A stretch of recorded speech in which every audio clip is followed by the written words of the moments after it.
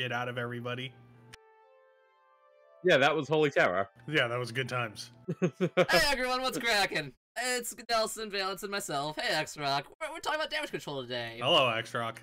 But Hello, what were you X-Rock. saying, Nelson? You remember that time Frank Miller made a comic where Batman goes to the Middle East and beats the shit out of everybody?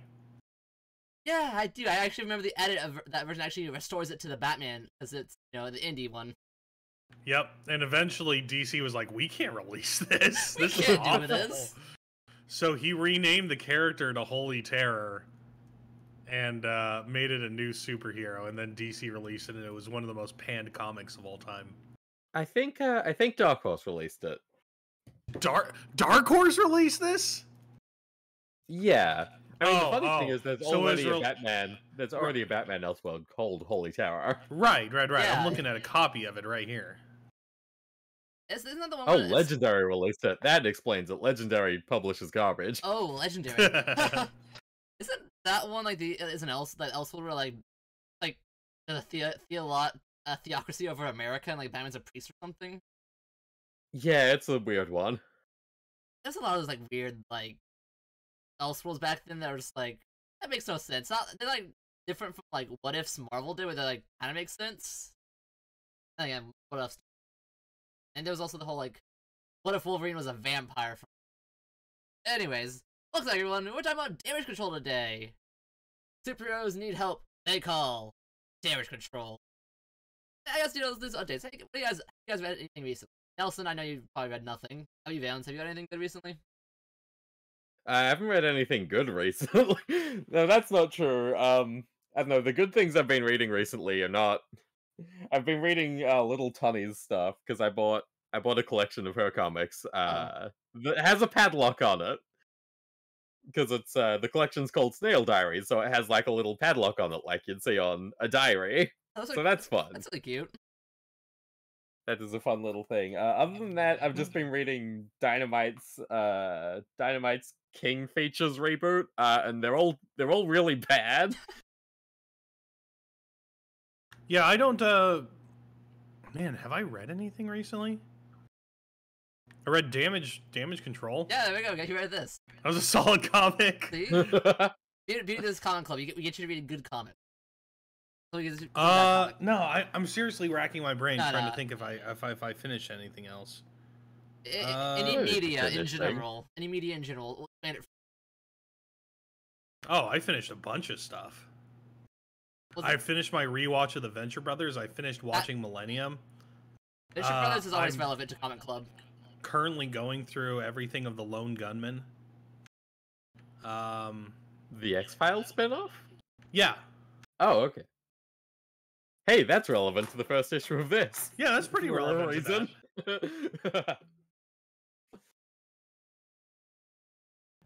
No, I swear to God, I read something and now I can't remember what it is. I'm thinking, I read Power Girl. Did I read another booby comic? Let me think, and you guys can go do whatever. Gotcha. So yes, this is a comic that recommended by Valence. I was really grateful for it because, you know, with hero comics, it was talk about the heroes. The civilians are very much ignored. It's more about punching the bad guy, solving their next plot, drama, dying. You know, comics. Whereas, like, we don't really see a little bit of cleanup. Sometimes we do, very rarely. You'll see like a panel of Superman rebuilding the thing, or Flash going super fast, fixing it. Like, what if this large-scale destruction? What happened then? This guy covers it for Marvel. Oh, excellent. I only saw a few episodes of The Lone Gunman back in the day. I remember liking it. Lone Gunman about. Yeah, so it's basically the X-Files, but more down to earth and more funny. Liked it more. That does sound pretty good. It's not a lot of TV stuff. I just don't watch TV. I haven't had one in over a decade now, so like new stuff I'm always missing out on. Old stuff I'm like, But you have a computer, you watch stuff on there. Come on. fair enough. But if I'm like not seeing commercial stuff, I don't know what news going or ads. Well, yeah, I'm not watching commercials either. What are you talking about? Yeah. Well, Lone Gunman was like a 90s spin-off, and you can tell because the first episode has a lot in common with the first issue of this. in terms of famous New York it buildings really that get does. destroyed that you're not allowed to do anymore. No! Yep. And so you take it to Manhattan. I like the look of this mech. Like, mechs in comics have a very distinct look to them. This one just looks like he's happy to be here. One scree. Like, I don't know what's about his eyes, makes me like think he's very happy. He's like a happy. Yeah, definitely, cool mech. definitely the Jaws got a lot of a smile to it. Now then, since Valence knows Marvel stuff very well, tell me about the Black Knight. Who's this guy? Like, I know Thor. Okay, so Superman, Spider-Man guy. Dane Whitman is an American Teaboo. He, like all Americans, is completely convinced that he is the direct descendant of some European. So he's got the ebony blade, which is a magic sword, and he's the descendant of the Black Knight of Arthurian legend, who is the edgy one. I mean, to be fair, that's a real-ass magic sword, so... It is a real-ass magic sword. Recently, Cy Spurrier did a mini with him, which, like, you know, I'm not usually one to get offended on behalf of characters, but that one was saying that he was shitty at cloning his Pegasus, and it's like, come on, man, he's cloning a flying horse, even if he's not doing a great job of it. That's better than you can do, Captain Marvel. Stop giving him shit for it. Aww. But then this is flying around on some kind of a glider thing. But nowadays he clones his Pegasus, apparently, and does a bad job of it. A clone. A clone slot is always pretty bad. Don't go for it. And we have She-Hulk, which is... God, I love me some She-Hulk. Yeah, I was waiting for especially with the panel. Oh, actually, on. Make sure you guys can see those. I forgot to do the share. Not bad. I can see the comic.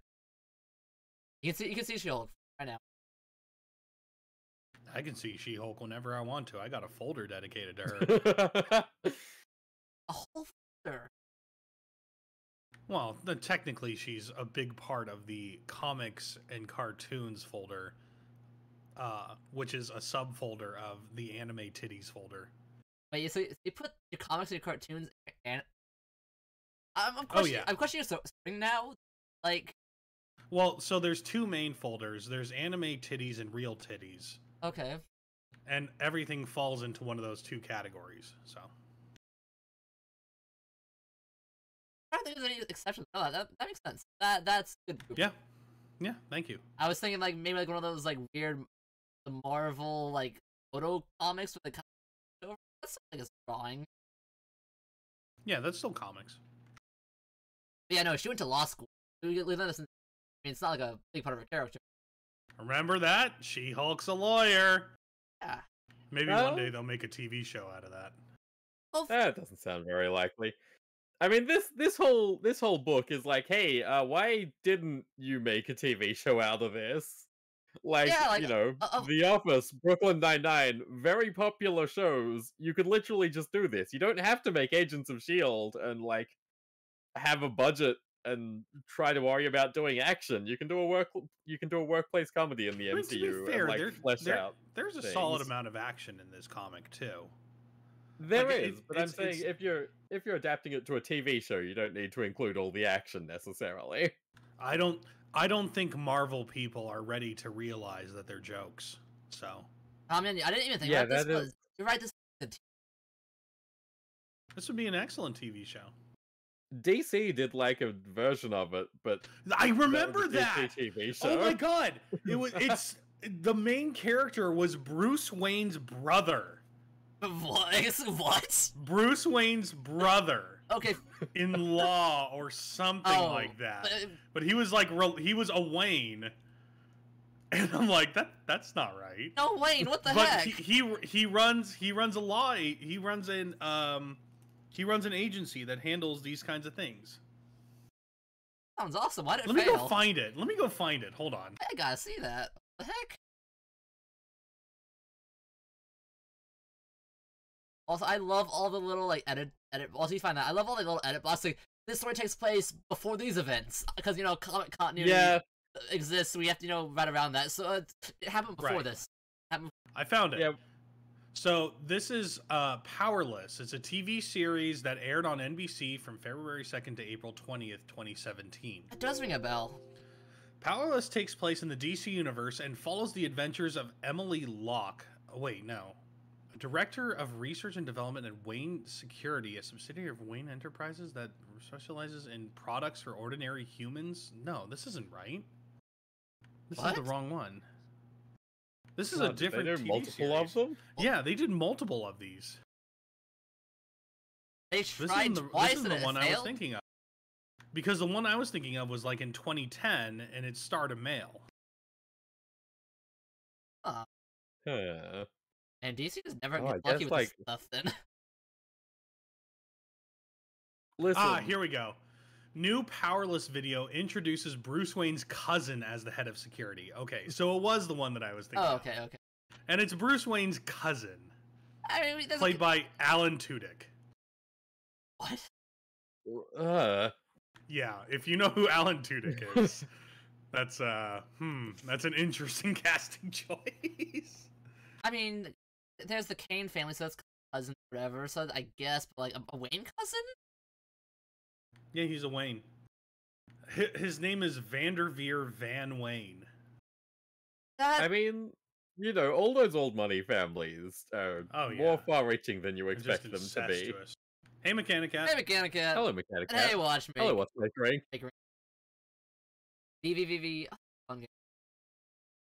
That's what we're doing. Excellent. We've barely gotten to the topic about first issue about buildings crashing down, Spider-Man zipping into people's mouths. You know how's it. I think I need to go watch this now. I'm gonna go download this. I mean, acquire it legally. Yes, of course, of course. On the internet. Warner Brothers. As Those torrents. be legally acquirable. You just gotta go ask, Batman for permission. Like, he'd say okay. I don't think he'd mind. I was like, what would be the most pro-torrenting hero? Spider-Man would definitely pirate shit. I yeah, think. Totally. And those textbooks. Is that because he has to, or because he? Well, one, he's he's a young person for the most part. Two, he's techie. And three, yeah, he has to. He's fucking broke. Yeah. While I'm not a hero, Luther definitely does. Everything he does is full. I'm gonna send you guys a big picture, and I need you to do a big thinker-rooney. I'll do thanks. Is it a picture I can show on stream? Yeah, you can. Okay. I guess I can. Guess which one I'm downloading. We're gonna check that one out right now. Okay. Yeah, Powerless season 1, episode 1. Of course, you gotta try it out before you. All right. So we got Powerless. Powerless. Yeah, that all looks correct. And then we have Big Tits at Work, starring Rachel Starr. Powerless Titties. I mean that just seems like a disrespectful title. If you've got someone getting your tits out for you, be nice about their tits. Here's the summary. Rachel is the manager of a large tech company. James is an outside consultant who has been hired to go around the company and find out who is expendable. At the end of the day, when James comes back to make his report, he reveals that Rachel's position is also redundant, and that the best way to cut costs is to terminate her position. Rachel is willing to do anything to get James to change his mind on submitting that information. By the way, it stars James Dean. I don't know. Not that James Dean, the other one. I don't. I would. I guess we need to get you watching more pornography. I respectfully disagree. Whatever. I would never think that my comic club streams would be the most unsafe I ever get. But goodness, I mean it's funny, but wow, I never thought this would. I'm sorry. No, I have this tendency in me. It's hilarious.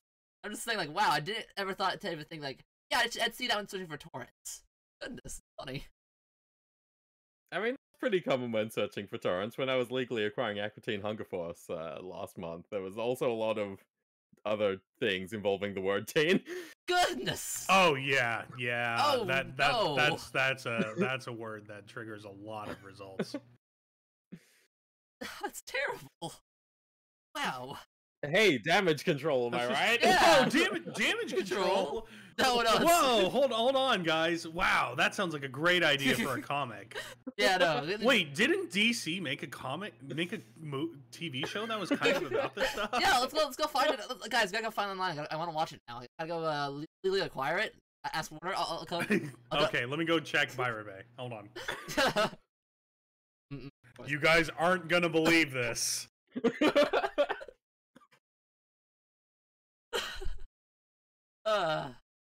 Also, I'm not sure what building this is that just got destroyed, but I swear it's like probably a real one, or is it just like nameless random build? I'm sure they wouldn't destroy which one? And the one they this clock tower here. yeah, like they wouldn't destroy a real building, would they? No, they would. I mean that was sort of Marvel's basis for everything. That all these buildings are the real. world outside your window. And I mean, Like all of those water towers and stuff. I guess very much. Dark Tower's only like fake building, and they're probably. Oh, they have a bunch of fake buildings like now, but yeah, broadly in 1989, they were very big on the world outside your window stuff still. Kind of cool. I don't know Marvel that well, so it's kind of cool, like how they just very different. I like that. Yeah, I mean that's the thing. If you read like behind the scenes stuff from a lot of writers and creators, they'll say, "Oh yeah, this action scene was inspired because we were walking around New York, being like, okay, well, what's our plot for this issue? What's our action beat?" And yeah, they literally took pictures and just developed them for angles and stuff like that. Oh, that's cool. I mean, that's pretty common, honestly. Like DC did that. Yeah, too. DC is going to be doing that too, but with Marvel, it's like you can see it very completely. There's a lot of stuff in early Master of Kung Fu which you probably shouldn't read because it's incredibly racist in ways that you wouldn't expect it to be. That's relevant to our last topic before the stream started. CM Punk wrote an issue for Master. He did. He wrote allegedly a lot of things. CM Punk, avatar of racism. Yes, we're talking about like. Listen, they're trying to fix Shang-Chi. It's just not working. You can't fix someone whose dad is Fu Manchu. It just can't be done. No, you can. There's ways to handle it properly. Like Dr. Z and Venture Brothers is a parody of Dr. Z from Johnny Quest. They handled that. Well, yeah, but that's a parody. Like, I mean, if Shang-Chi's dad is literally Fu Manchu because they had the rights to Fu Manchu when they introduced him, and Roy Thomas was like, "Oh, I see. Oh, you can't just do a kung fu comic with an Asian guy. His Asian side has to be literally Fu Manchu, and his mother has to be white." Yeah, got it. That's gonna take some changing because I know like Shang Tzu, Egg Fu, that was a change that happened. Because like, wait a second, maybe we shouldn't have a one-to-one villain be like. Hello, Charlie. Good evening. Good evening as well. Oh, hey, Charlie Fool. Hello, Charlie. Yeah, I see why they've had to change things in comics. Is that still just like they just never did not touch it, just like or make it go and it goes away and just don't. But... I think they gave him a new dad at some point because they don't have the rights to Fu Manchu anymore. Although I think it's public domain now because he shows up in guess what PNG I'm using next? Uh-oh. Steamboat Willie, right? Yeah. That's No. Hey Nelson, if you still do VTubing for like another decade, you could be Superman. No. And technically, I could only be the Superman from issue #1 of Action Comics #1. Yeah, but still Superman. That's a really good Superman. It's a good Superman. Action Comics 1 is pretty fucking sick. Yeah. Yeah, we can have... Yes, Fu Manchu is public domain. First appearance in 1913. Dang. Domain for a while then, right? I know there's that pause, but like, was it only for like stuff in the Man. Yeah, it's like 70 years or something. So Lads, yeah. racism is back on the menu. Look, I don't think it ever left the menu, unfortunately. I don't have it like on like lock as you do, so I don't have the quote from Rocket White Power on hand. Ah, yes, here, hold on. It says the ancient Hawaiians always said, racism is only acceptable when it's funny. Thank you, Charlie. Yes. I don't have that always on hand, but I was just thinking about that earlier. Because I went to the guy's, like, YouTube. He has a sequel. I was like, man, he's bound to make another sequel eventually. That has to be a part 3. No, he won't. Those two were made like a decade ago. Well, one of them was Most underrated videos on YouTube ever. I mean, one of them was like 5 years ago, I think. Yeah, I don't think so. He seems kind of active. Some of them stuff we're seeing. I kind of hope for it. I'm sure it'll be. And you know, if not, we'll just man, I've learned so many things from Denny's that are just like to learn. So I gotta thank you for that. No, that's what we do. And what we're doing here is talking about comics, which we get to yes. this lady. Very, very classic receptionist type, this lady. Especially New York receptionist. I can hear Janine Melnitz from Ghostbusters, Annie Potts doing this. I was actually Oh, 100%. Yeah, no, that's like this is definitely Ghostbusters. Dr. Octopus did what? Also, I like this. She has like a framed picture of just Reed, like signed and everything on her desk. Reed was still a heartthrob back then. Yeah, I don't think he had been cuckolded yet.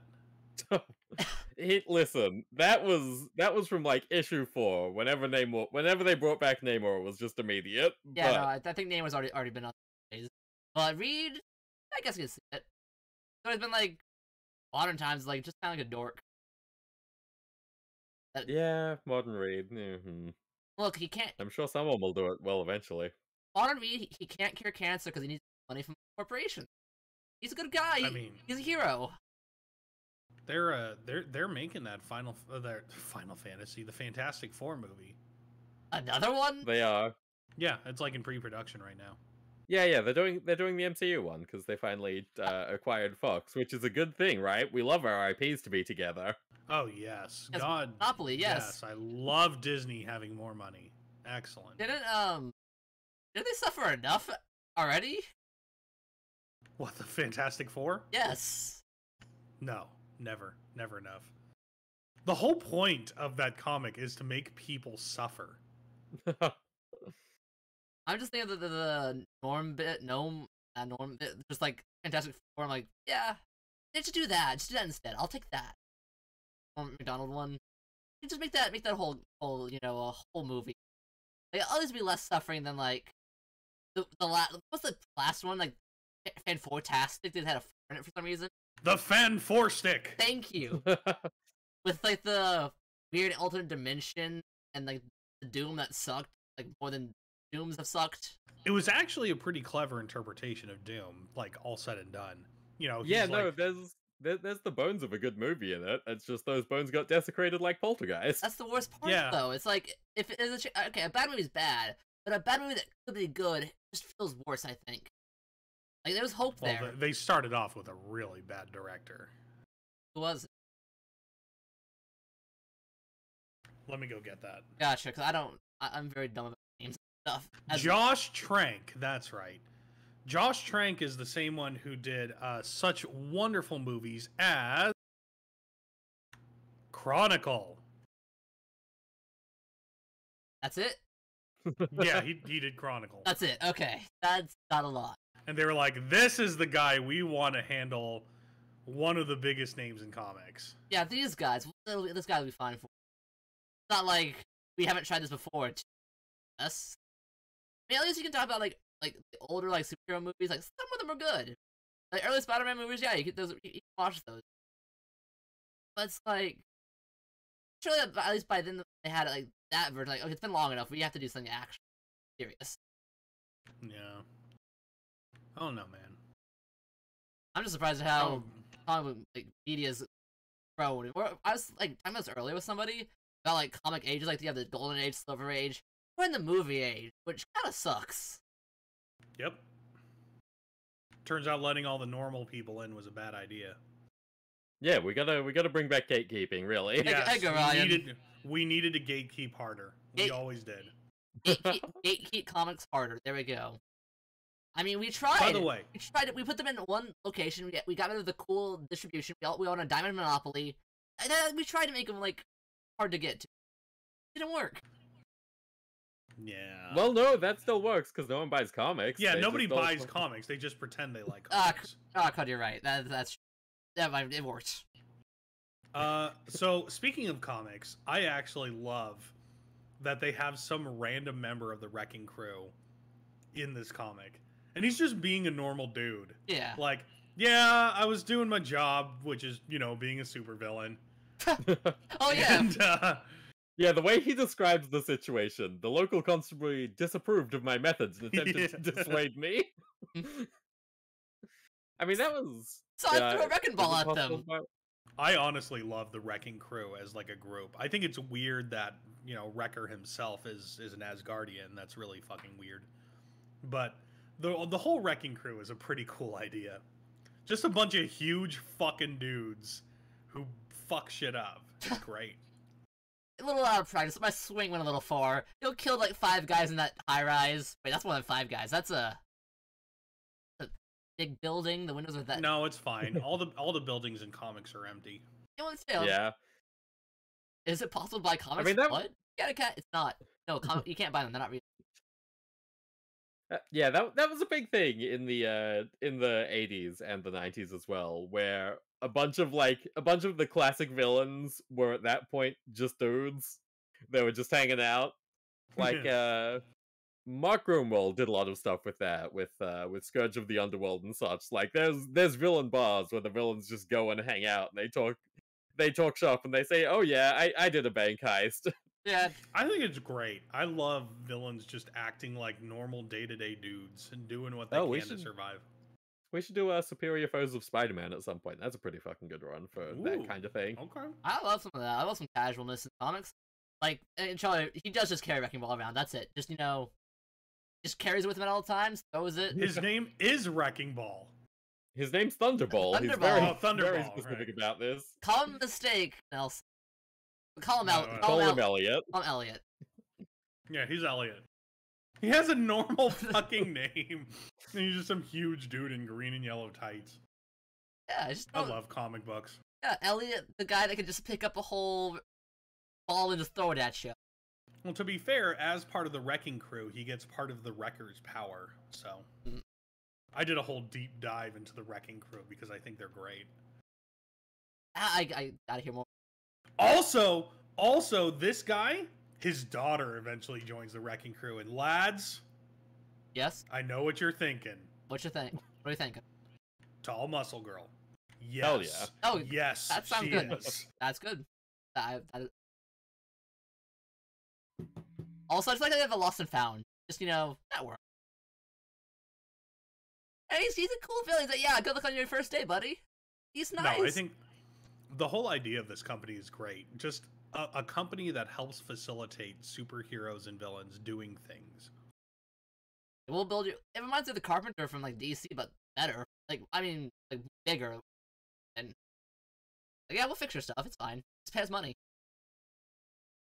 We get Miss Hoag. How did you say her name? I'm gonna call her Hoag. Oh, like a hoagie. Like, yeah, Hoag sounds about right. Hoagie, like hoagie. It's like traffic cops like watching everything. I love the text bubble. The ice. So pleased to meet you. This is such a good effect.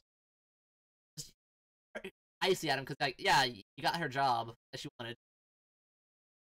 She has to be a little angry. Yeah. At him. It is a nice little lettering touch for sure. It is. Yeah, what's my first job? I mean, like a building, the chunk. No. It's worse. Over there at the World Trade Center. I can't see anything. That's right, lads. It's the World Trade Center. Let me get the telescope focused. Yeah. So the robot just, hit that. It's fine. It's still I love that the robot somehow fell, just not on top of buildings. Anything. No, it's just, look, auto stabilization feature, so it doesn't thing. Fine. Oh, and Charlie Fool's asking if the daughter has like wrecking balls on her heels or. Oh no, pair of wrecking balls on her. Huh? No, I read that wrong. Okay, that's actually just. No, is he asking about her like powers? No, he's just making it funny. You know what? Even his blade can't cut them alien metal. Repairs faster than my evident. Well, no, it is cutting. It's just repairing itself. Yeah, because it's an adaptroid. Because well, it's a thing in this book. Okay. Like they specify it. I think that's good. I think it's good to like have a look at the various giant robots you see and categorize them. Yeah, not all robots are the same. And we have Mjolnir, just like I love just like old timey Thor talk, just so campy. Wit and valor. Sorry, I made a mistake about Thunderball. Thunderball does not have a daughter. It is Bulldozer that has a daughter. Yeah. And she's a tall muscle girl. That's good. Important information for comic book fans. Always important. Yeah, we'll just, I can't break it through. All these lightning bolts on it. Hey guys, we gotta leave. There's, robot secrets. Apparently, we gotta leave. So good thing here is that Dr. Druid shows up. This is a very specific time in Avengers history where they were massively unpopular. Oh, so it mentions that this issue takes place before 294. In 294, the Avengers disband because they suck that much. Oh shit! They suck that much in early comics. The Avengers sucked until Brian Michael Bendis disassembled and put characters that people actually liked on the team. The only reason the Avengers are big now is because Marvel didn't have the rights to literally anyone better. Wait, so who's on the Avengers at the time of this comic? Black Knight, Thor, Dr. Druid. Dr. Druid is the chairman. You think who's the leader of the Avengers? Captain America, Iron Man? Yeah. No, it's Dr. Druid, a fat, bald guy in a cloak who goes around talking like an idiot. Was Dr. Druid ever Sorcerer Supreme? Or is that something I'm making joke? I think he was. I mean, everyone's been Sorcerer Supreme for like 5 minutes. Brother Voodoo was Sorcerer Supreme for a while. Because it's like the title it means anything. Like the power cosmic, right? Like occasionally people just become the Scientist Supreme or whatever. Yeah. Hold on, I will be back in just a second. That's fine, No worries. Comics are weird. So basically, we're doing with like D-listers and like they're not popular. I would say Marvel citizens hate them, but that's just the normal distance of Marvel citizens, so it's not very. Hang on a second. I need you to pull up the roster for Avengers 300. Another important thing to note: Avengers 300 was a tie-in to an X-Men event. Like that's where they were at. Their milestone issues were tying into someone else's summer event. That is sad. I was gonna say like a tie-in event as your big like thing. Oh no. I mean, Inferno's a really good event, so it's not that bad. Anyway, so here's the Avengers as of like a few months after this book came out. The forgotten one of the Eternals. That's Gilgamesh. That is mythological Gilgamesh on the Avengers. Gilgamesh? Steve Rogers is the captain. Thor's there. And Mr. Fantastic and the Invisible Woman. God, what an embarrassing lineup. That's half the Fantastic Four. It is. Well, they quit being the Fantastic Four, as we see in a later issue of this very comic. The Fantastic Four were not the Fantastic Four at this time. I didn't make note of that. I like that the Captain, not Captain America, the Captain. All right, I'm back. Well, yeah, because Captain America was a U.S. agent. I think U.S. agent. This point. Yeah, we're looking at the Steve was in one of his was in one of his fuck the government states, and that was that's good. Love when Steve's doing that. You know, he just does that So periodically. actually, I do actually have Inferno next to me. Oh. So yeah, that's the Avengers. And God, what a- reintroducing Gilgamesh, the Forgotten One. Yeah, it's really something. You know what? Knowing like comic power levels, junk, he could totally beat the anime with Gilgamesh. Definitely, hands down, money. He's an Eternal. He can't beat anyone. Oh no! The Eternals suck. I wasn't thinking of that. Oh no. But yeah, no, so yeah, this is the time period we're in, where like Avengers are kind of like meh. So that's why they show up in this comic, because Damage Control is all about just like random stuff that's just like, it's fine, we can joke about it. And meanwhile, the Fantastic Four has two the things. Oh yeah. Oh my god, that threw me off when I was reading this. I was comic. confused. Also, I just love it that he just gets it. He just gets his ball back.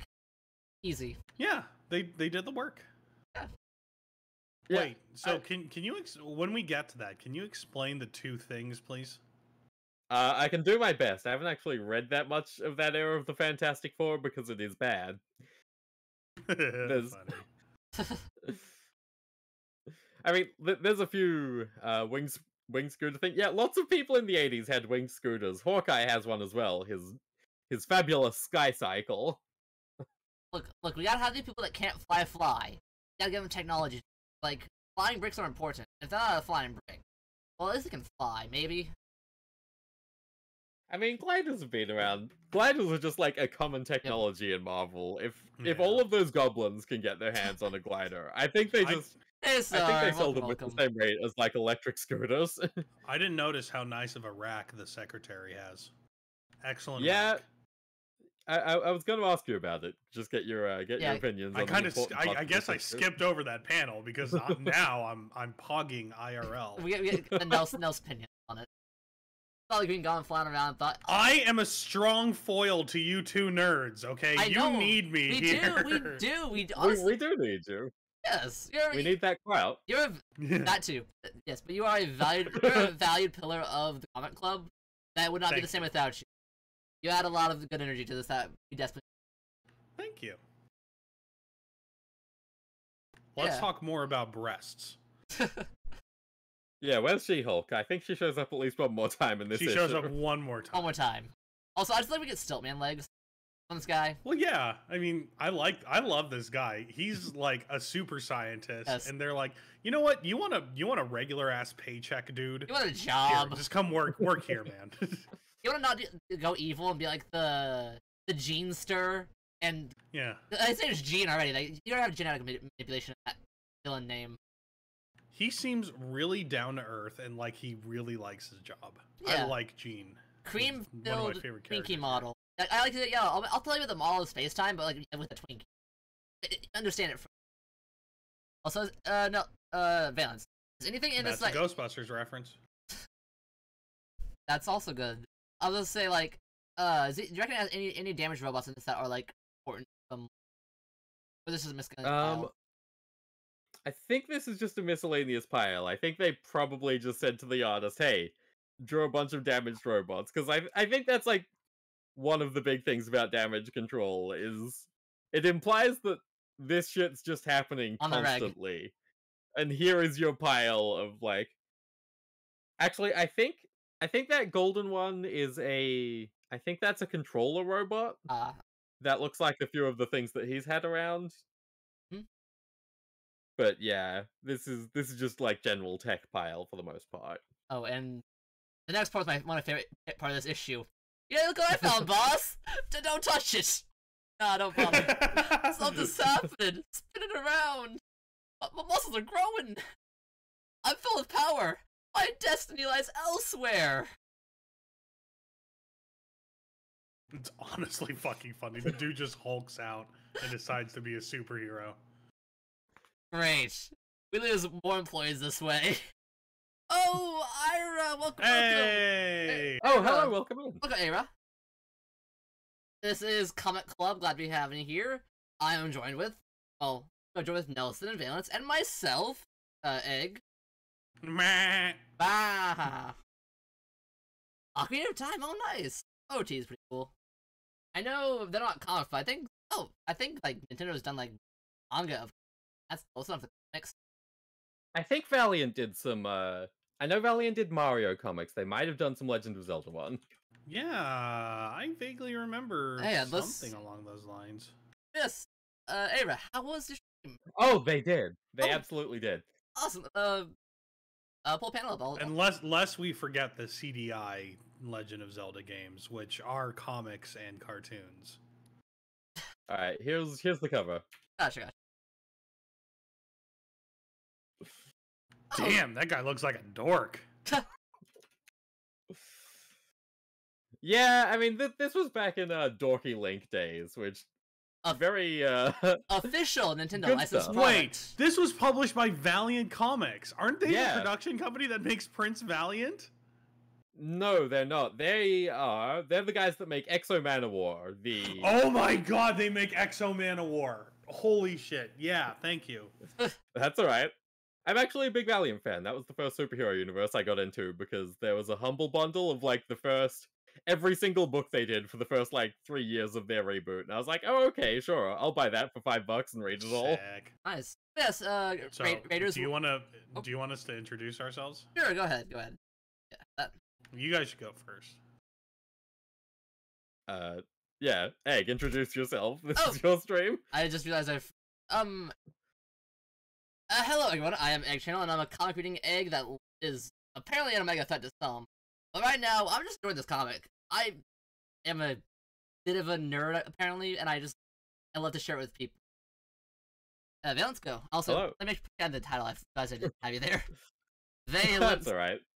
Brutal. I'd always forget to update my titles. Brutal. Hi, I'm Valence the Voyager, renewable energy experiment from the 70s who now spends most of his time playing comic adaptation games on Wednesdays, and other things that are interesting. My other streams feature more interesting games, but the comic streams are the ones that I feel most dedicated to doing. Sometimes I find something that's good. A lot of the times, I do not. And Nelson, what you? Hello, my name is PowerNelson. I'm a superhero from the far future year of 1982.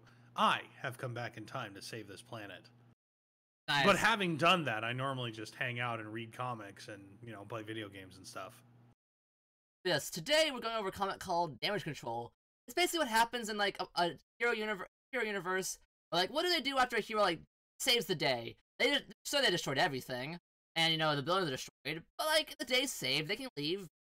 Someone has to clean up the mess. By the way, this may be a weird question, but do you have music playing in the background? I don't. Do I? Do I hear something? No. Yeah, something I could. I'm just wondering. You should. Would you like me to go get you a playlist? Sure, I love that. Okay, hang on. I'll be back. Okay. Yeah, so this is basically a cool on the ground storyline. It's like, hey, what's the normal civilian like in this continuity? What do they do for like a living to fix all the broken buildings? It's like heroes are dangerous. They're deadly. They will destroy your building. Like there's always the Superman chucks a car at somebody. Thank goodness the car was empty. Like there has to be like superhero insurance at these places. Like a deductible for like okay. They even do talk about insurance later on. And also, just I love this panel. Like, my employee just got powers and ran off to be a hero. Like this happens very frequently enough that he's not even surprised by it. Right. There's more employees this way. Hey, I need help. I can use a team here. One of my men had an origin. Like, just calling it that's great. Yeah. This guy is easily my favorite character of the comic. Like, the guy whose job is to just get the goddamn thing done. And, like, he's so grumpy and disheveled, and he, like, you can tell he kind of hates his job, but it's fine. He gets paid. Oh yeah, thank you for that suggestion for music. No problem. I don't know if it's a little too loud, everyone, but also... It might be a little bit too loud. Yeah, I thought so. My audio's a little... There we go. There we go. That's good. There we go. Yes, we gotta go save Spider-Man. He's trapped in a robot. What do we do? Well, we can't save him now. We gotta leave. I love this. First of all, how did Spider-Man get in, but Mouth. he can't get out? Then it closed. Because he flew in and then the mouth closed, yeah. Does the mouth not open again? Well, he doesn't know how to control the robot. That's right. They shut the robot down by flying into the mouth, but then it's like, well, if I open the mouth, what if the robot starts moving again? Right. Imagine the paperwork he has to fill in. I mean, they mentioned that, like, hey, Spider-Man, you want to fill this, like, waiver so we can, like, be off the hook if you die? You think he'll, like, even he's like, hey, if Spider-Man is injured, we could be liable.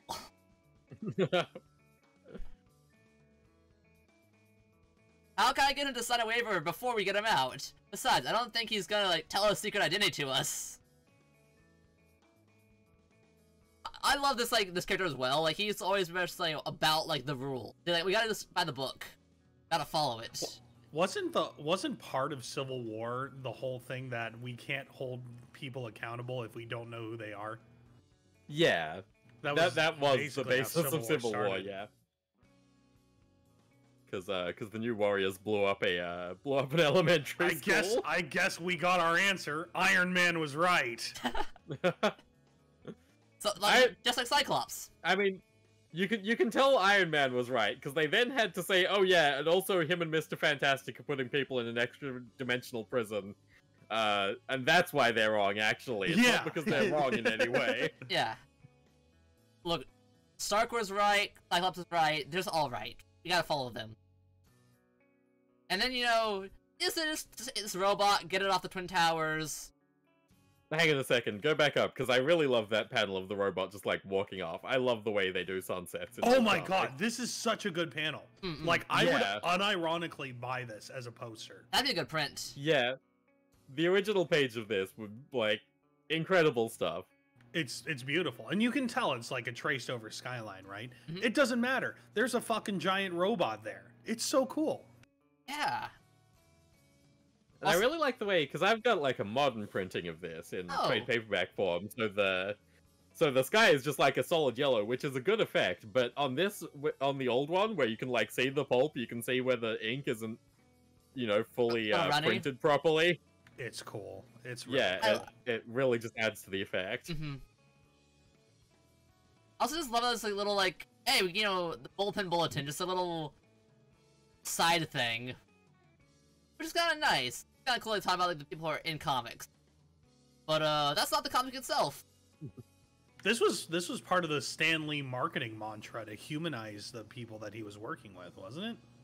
Yeah, which is a pretty good thing to do, I think. You know, Stan gets a lot of shit because he did a lot of that for himself and made the Stan Lee brand sell. But I think doing it for the rest of your creators does help. You know, does help people recognize the creators behind books and not just say, "Oh, I like Spider-Man." Yeah, no. Do you like any creators from Spider-Man? You gonna follow them to other books? No, I thought Spider-Man just. I like Spider-Man. I thought Spider-Man just like spawned in. It appeared fully made, ready to go. There has always been Spider-Man, and there will always will be Spider-Man. I was about to say anyone can be Spider-Man, but then I remember that what if you're Spider-Man, you just die? What if you were specifically with Spider-Man, you're dead. You're not Spider-Man. Also, I like how it's like transformed into the evil Herbie. Like, hey, it's now just an evil love bug. Oh, we killed Spider-Man. Oops, he got crushed. He's in the trunk, it's fine. I mean, Spider-Man lifted a subway station over his head. He's fine. Also, calling everybody a comedian, Spider-Man, that's... Like, you gotta be able to take the jokes, buddy. And we're gonna give the would-be evil scientist, you know, his own little robot. That's fair. This is a good first issue already off the bat. Like, it sets the tone very much. Yeah, it's fun. So did either of you two read the, Did either of you read the stuff before the first issue? Because there is... it comes up in issue 3, but there are 2 appearances before issue 1. Oh, I didn't. So there's the one...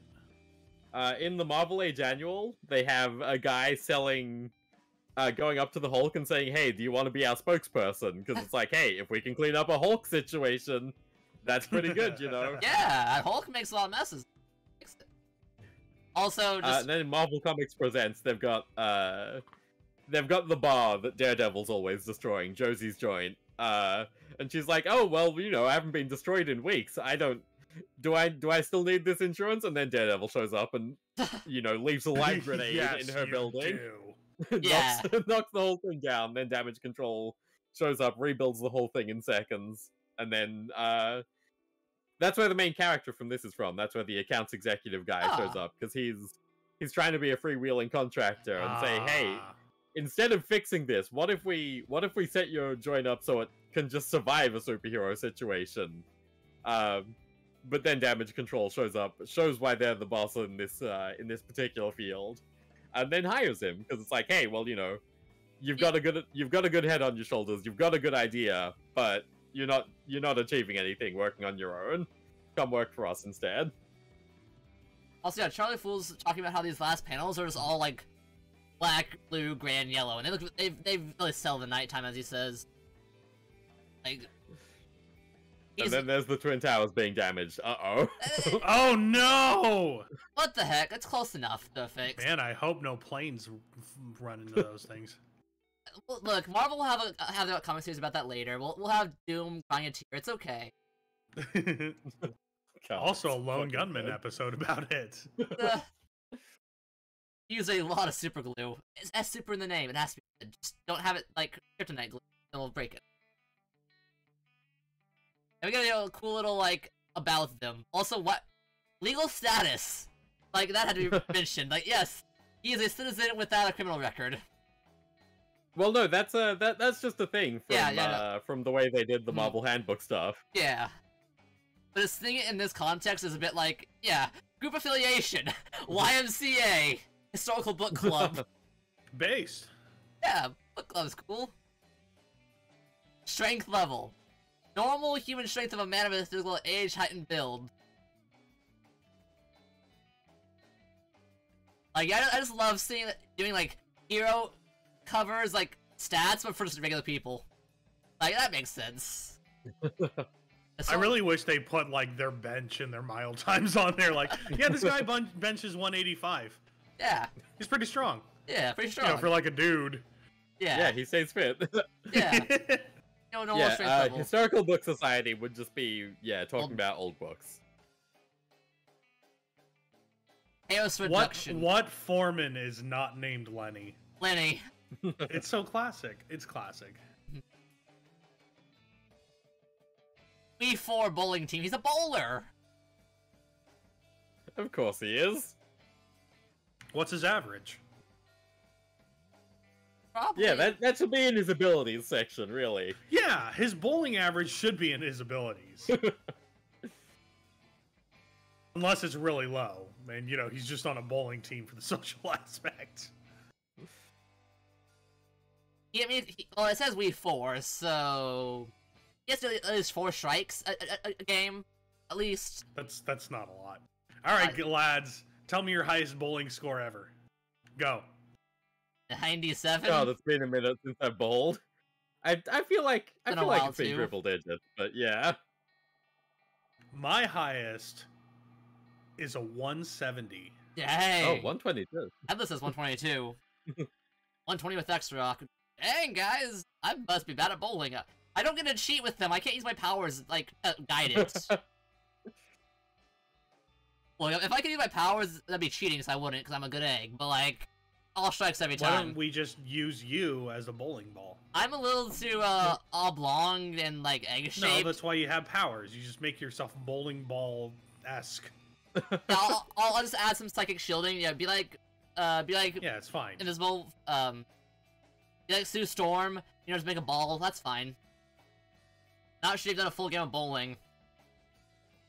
Only you were a kid. Okay, just goofing around. Yeah, doing the granny, getting that weird little like kid ramp that they can use for you. You want to always get a strike. Also, time for the. I know a guy that's legitimately a bowling professional. He has like a 270 average. Oh, nice. Oh wow. I kind of forget like bowling is like a real sport. I mean, it's a real sport, of course, but it's like you don't really think about it often in terms of like big like. There's real sports, and then there's like real sports. You know what I'm saying? But like, there were bowling trading cards.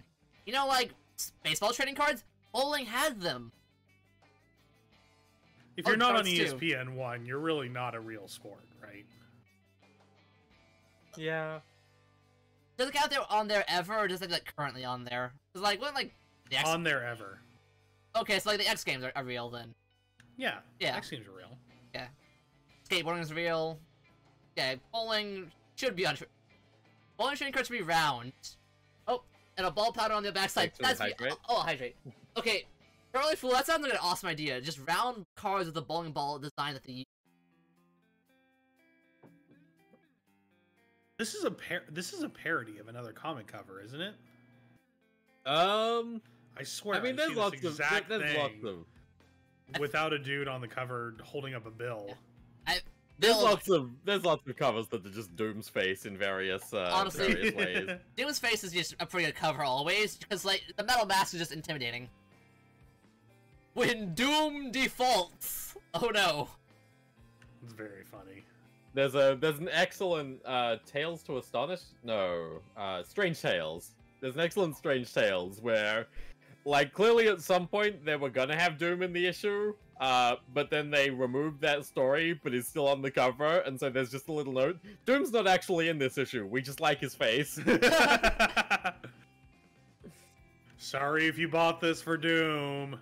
Translated from German, yeah. Yeah. In Manhattan, we have some evil Germans working for Doom.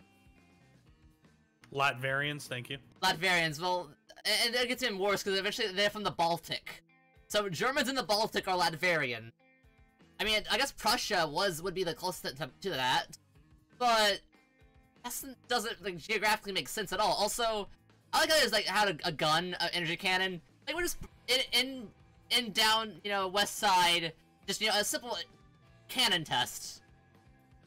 They're in brownstone in Manhattan, too. That's not cheap. Oh. And they just make everything glass. Like, sure, that's how it works. Glass beams.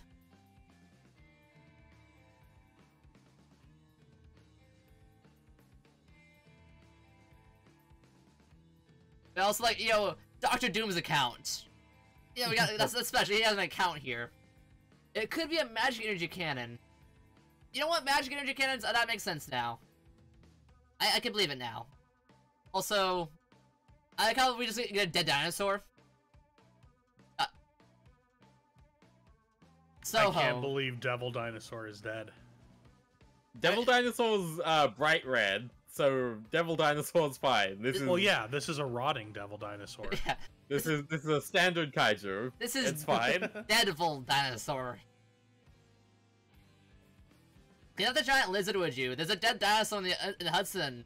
Take care of this giant grasshopper. This is why I left Tokyo in the first place. Yo, that was a good one. Also,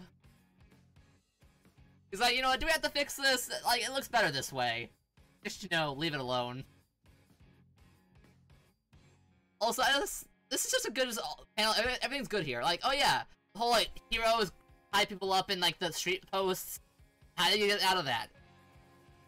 I don't know how you get out of that, but this guy, you know, he's gonna test it. How do you even stand? Do you know how heavy those poles are? It's two people. You know... Yeah! Do you know how heavy those poles are? They're lighter. They're made of a lighter material in the Marvel Universe, clearly. That way you can bend them easier. Lighter and more bendable. Hmm? Yeah, of course.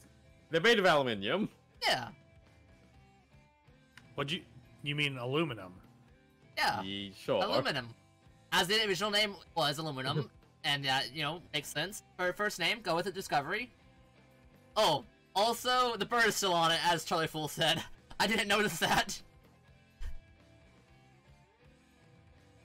And, okay, Charlie, he doesn't need eye protection. It won't cut... Okay, if this doesn't cut through flesh, it won't cut through his eyes. It's okay. It's fine. Also, yeah, Dr. Doom's account is serious. We can't do work for someone who hasn't paid in 6 months. A 6-month bill.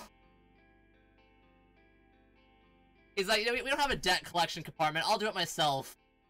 That guy's a killer. It's fine. I don't believe it. He's okay. You gotta imagine what a debt collection part of this company would be like. Probably just the wrecking crew. Like, here, you want some honest jobs? Yeah. Go get this money for us, thanks.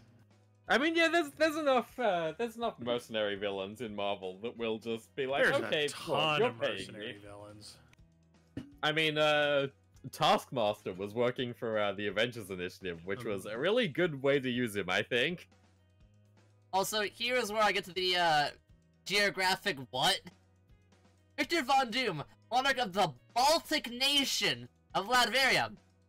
Baltic, as in North Europe, under Finland, by Russia, above Poland, by Sweden, along the Baltic Sea. That's what Latvia is now. You know, in the comics, Doom was like Roma or something, right? Roma Centa. There's another word for it I could use, but I'm not sure if Twitch will allow me to use that word, so let's call him Roma. He's supposed to be Eastern European. Yeah. The Baltic states, yeah. Could be the one at the bottom of the Baltics, I guess? But yeah. Also, yeah, highest standard of living in Europe. So... Well, I mean, he did have to kill a bunch of people to do it. Yeah. Borderline Eastern European. Okay, I guess it could make sense there. But still, like, hey, highest standard of living. He's you know, a dictator, but, like, he lived good there. Not bad. And just, you know, he once defeated the Silver Surfer in personal combat. Yeah, is that impressive? Well, you know, it should be, but the number of times it's happened. But he's like Galactus' herald. The Silver Surfer was kind of on top in the 80s. I'm not gonna fault him. Yeah, he had a pretty long running series. He was series. the alpha Chad. He was. I remember having a Silver Surfer action figure in preschool. Whoa! Hell yeah! It was one that you pulled back, and it had wheels on the bottom, and it rolled. Those are cool. Yeah, it was really cool. Alright, in this case, yeah, we can... This is the strong Doom. Yeah, let's draw straws. I mean, yeah, because this was pretty close after Byrne left the book, and he was the one that really brought the Doom wank into the public consciousness, I'll say.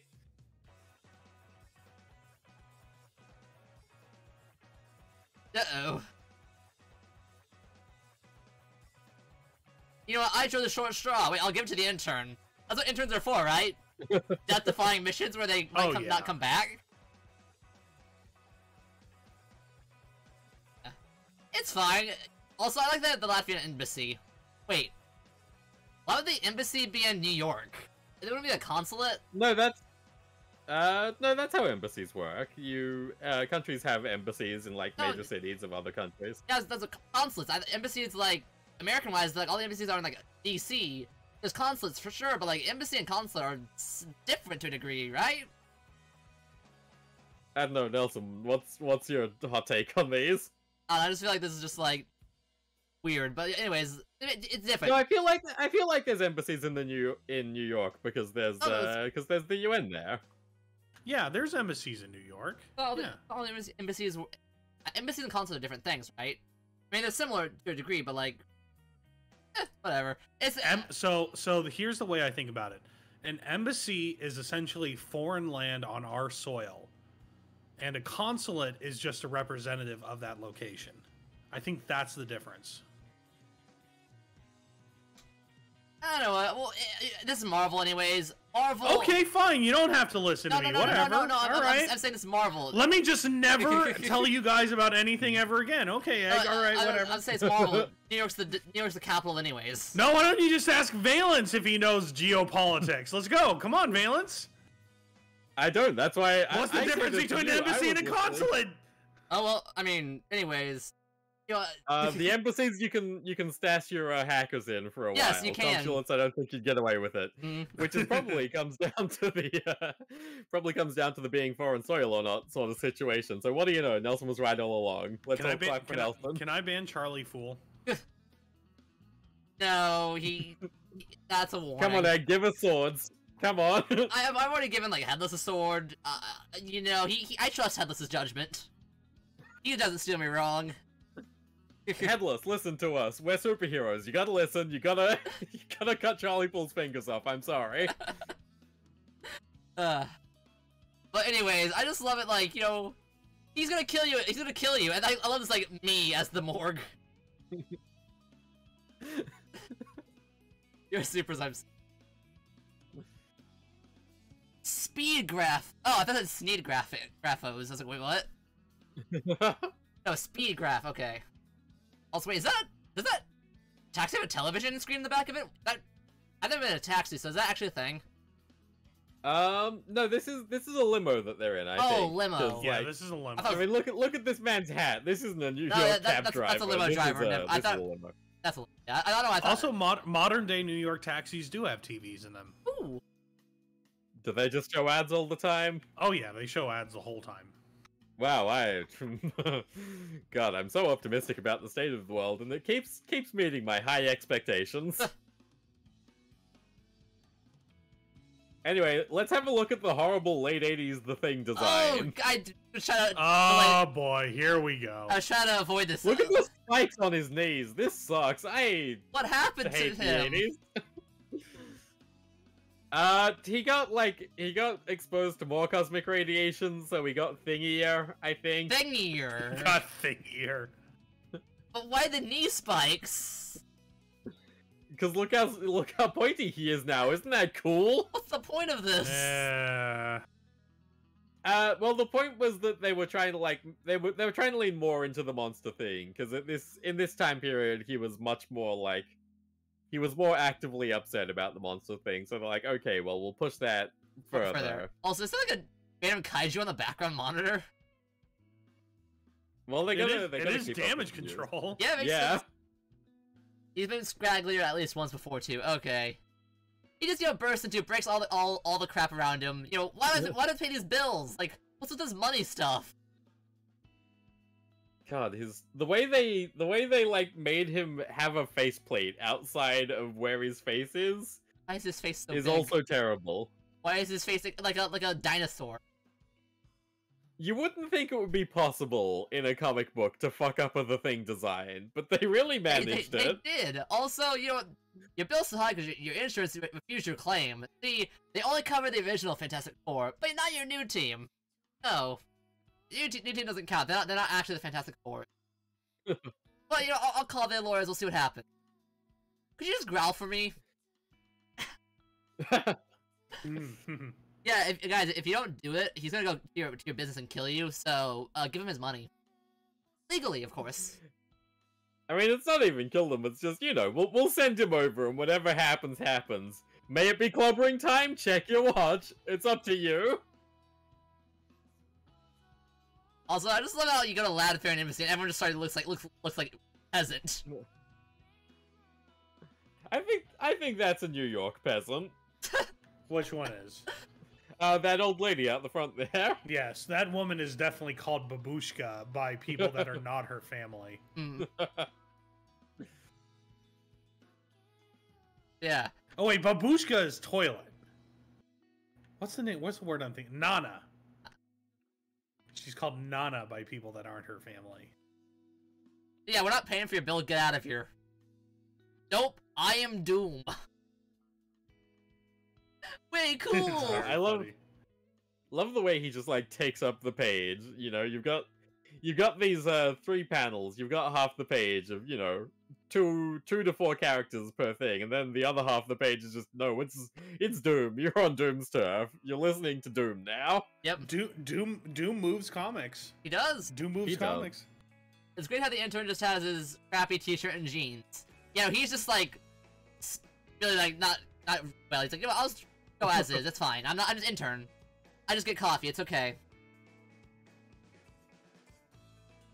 Also, he plays it so cool. He's like, your guy's embezzling from you.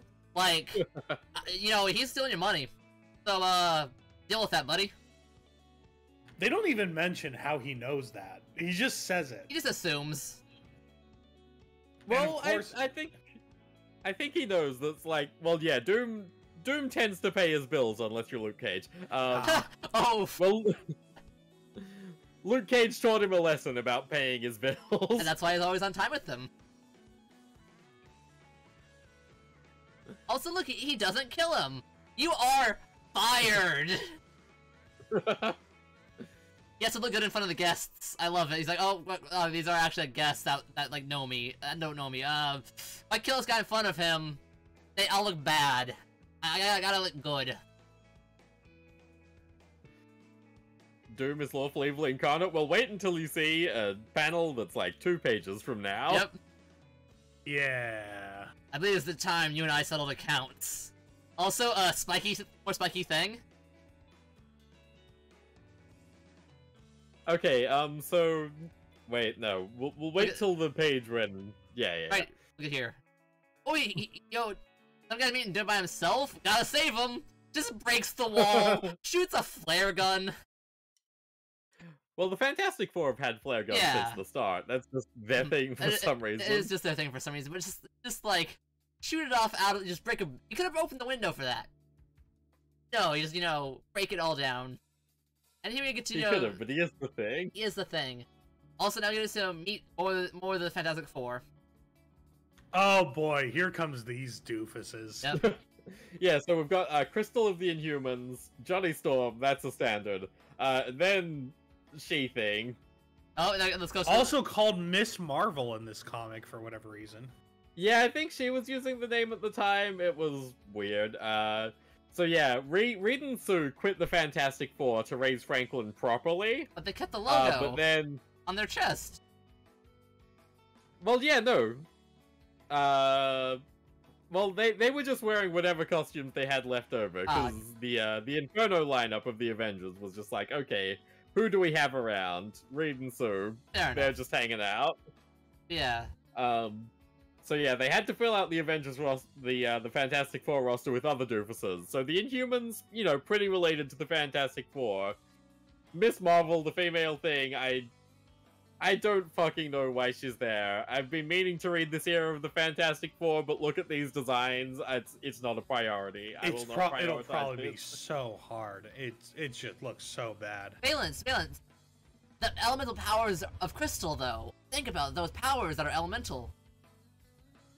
Crystal is good at least, because she's like... Crystal is a fun character, because she's no thoughts head empty, loves the drama. It's everything else that's the problem. Yeah. As far as Inhumans go, Crystal is in the upper echelon of ones that don't immediately make you close the book. Yeah, she's cute. Yeah, there you go. Yeah, she is. Well, she's probably all new age hippie and stuff too. She is a member of a royal family. Don't be too expectant of such things. Oh, fine. Fair.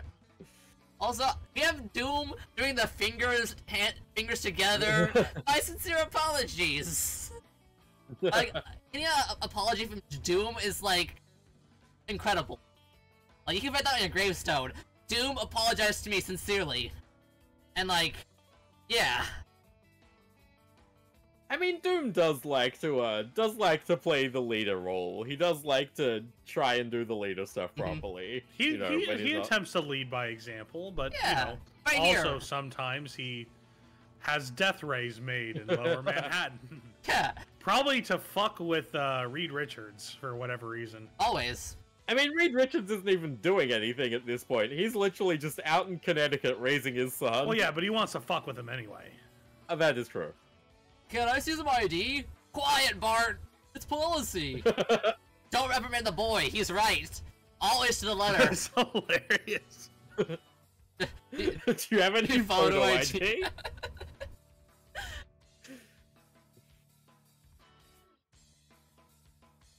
Get me out of this one, I'll I get... assume this is right. Yes. And they don't fight! Which is good, like, we thing was... Well, it's a good thing nobody fights, because that would have been really cool. Here's the intern being right. Can I have your autograph? Sorry, I meant one of the real ones. Brutal. That's good. He offered me a job! Dude, honestly, take that job. It's probably not bad. I mean, it's a villain work, but like...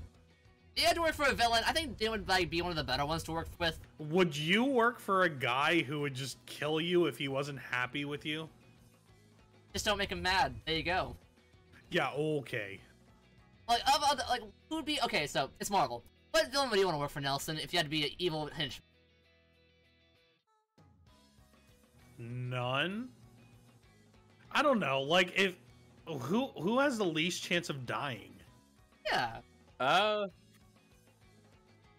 Well, actually, hang on a second. The Serpent Society quite literally works as a union. So you can work for them. There you go. Yeah, but they still die all the time. They get killed just because they're, you know, D-listers. So if you made yourself a cool Serpent Society member, But the benefits. I think the Hood would probably be decent to work for, because the Hood came up from being like a scrub level guy, so he tends to be like understanding at least. He revives people. I think if I was, I don't want to be a henchman. I want to be my own villain. Like I'd be a really crappy one. Mm-hmm. And then I just let them put me in jail over and over and over again, and that'd be okay. That works. I mean, of course you'd be a crappy villain. You're a hero. You're good. Being in jail doesn't keep you safe. Yeah, Daredevil and Moon Knight always end up in jail and then beat the shit out of someone. Well, yeah, but I'm not gonna go fight them. It's not like they're gonna come after me or anything. Yeah, No, there was a recent Moon Knight story in Devil's Reign where he gets arrested by Mayor Kingpin, and the first thing he does in jail is go up to Mount Mountain Marco and is like, well, he signs up for the underground fighting ring specifically so he can kill Mountain Man Marco. Well, I'm not joining any underground fighting rings. That's not gonna stop Moon Knight. Oh my god. Fine. Well, I'm not gonna get on Moon Knight's bad side. See, I can see that, and also, like Fool said, Doom does, you know, gray zone work. I could just be a part of the legal area of Doomology. I know I said that. I don't know. I'd be in jail probably. I want to do. Well, yes, you're an Omega level threat. You could destroy the planet Earth and most of the galaxy I'm assuming, if you wanted to. I'm assuming I would, you know, be a normal human if I was in Marvel. I'm just making an assumption to make it, you know, fair. But anyways, I love the way he fixes this thing. You know what? We got a glass building. Actually, hang on a second. Do you want a villain organization that would be good to work for? Orcus, or like any of the Sentinel programs. Oh, yeah. You're probably gonna be fine. Hey, Oh yeah, I'd work for the Sentinel program. Fuck those muties. Wait, that's mutanism. I don't want to get like Xavier. Mutants don't exist. Yet. At least not like they do in the human. comic. Mhm. Marvel says they're not human, so they can save money on action figure taxes. That literally, yeah. That's so silly. I mean, it's, you know, everyone's human. Wait, we can't be taxes on these guys. No, these are creatures. That one's not. Look at that guy. Does that look like a human to you? Look at that action figure. Also, like, okay, how do we fix this? It's all glass. Just break it. Look, let's sweep it all up. We got the original plan. We'll just rebuild it. That's why that guy's great. He's just like, yeah, fuck your house. I'm gonna break it. We'll put it back together. Don't worry. It's fine. The end.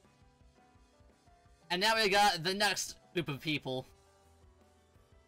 She's part of Greenpeace and Phi Beta Kappa. Huh. Good for her. National Urban League. Alright. Powers and Acid Wit. That's pretty good. Mark McLaurin. Oh, these are like cool. I think issue 3 we're talking about mutants. Oh wait, no, that's not the issue. This issue 4. It's issue 4. Issue 4. Gotcha. Yeah, issue 4 is mutant. Guys, we get Tony Stark, guys. The Iron Man, the transistor famous guy. The NUL gets mistaken for a villainous organization? Well, yeah, by the police, mostly. These costumes are That so Urban dopey. is pretty clearly referencing one particular thing. The big hype. It was a disaster. Okay, here's the number. Over $5.6 million in property damage is caused by superpowered activity every day. That's not actually that much. Okay, that is $13 million in today's money. I'm sure That's there's like still $30 million not that worth of much. traffic And- accidents every day. And if you total it up, that's a $500 billion a year, which is not a lot actually. No, $500 billion a year. That's like barely the United States, like a percentage of the budget. Yeah, you know. So let's put it this way: $500 billion in damage every year to have superheroes be real. Like, And it all happens in New York, so just live somewhere else. Yeah, just live anywhere else. Well, there is the Great Lakes Avengers. And They don't get into real problems. there's the Avengers West. Just live in, like, the Great Plains. There you go. Like, go to... Just live in not America, you're fine. South Dakota... No. If you're not American, you might get killed off during some event. As a show of, like, force. That is true, Like, you literally are just... Fuck. You don't exist anymore if you're out of the country. You're just, like... You're even worse than an NPC civilian. You're just, like... a panel picture. You don't even get, like... You don't even get to be the cool, like, citizen that yells at a hero. You just exist as a blur. That's not true. Australia existed in this time period, because the X-Men were living in the Outback. And, Canada needs people to, you know, be meat for Weapon X and Alpha Flight. You mean it's not just Wolverine? I thought Canada exists. There's Sabretooth, too. No, there's Alpha Flight. Are you not familiar with Alpha Flight? I'm not. Sort of, vaguely. Okay, Alpha Flight is the Canadian hero team. They're introduced in X-Men 110, I want to say. But they're all just a bunch of Canadian stereotypes. There's North Star of the Alpha Flight was one of the first like out gay heroes. So that's one good thing about them. Let's just get a nice picture of Alpha Flight. But the rest of them are all stupid. Alpha Flight does kind of suck, but their book did run for a really long time for some reason. Well, because they're a fun little comic to read, I guess. They are a fun little comic to read, but I think they got like nearly 100 issues in their first volume. That's a really long run. What the fuck? 100 issues? Yeah. Yeah, 130 issues of Alpha Flight.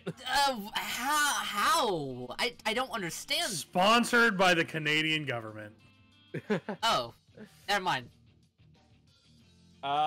Yeah, John Byrne was really passionate about it because John Byrne is Canadian himself, so he did the first like. What is that? He did the first like 30 to 50 issues, I want to say. What is that green creature? You know, the green. I haven't read that much Alpha Flight. I'm gonna be The honest green with you. creature. Powers of But yeah, Earth. There we go. Yeah, they lasted from like 83 till 1994. Dang. Solid run. That's a solid runtime. Here we go. That's Marina Smallwood, the green creature. She is a green creature. That's all you need to know. Thank you. I'm enlightened now. That big guy has the Lorax mustache for eyebrows. Yeah, isn't that's just Sasquatch, right? That's just that is just Sasquatch. You know, I gotta look at now. Like that's just intriguing. I'm intrigued by these guys. I am too. I kind of want to look at that now. Is there any, you know, notably Canadian VTubers we can get them in to talk about? Yeah, Maple all Winners. 100. Maple Winners. There we go. Yeah. Maple Winners. Let's get them in for 130 issues of Alpha Flight. Oh boy. Here's your required reading. We needed this in a month. Thank you.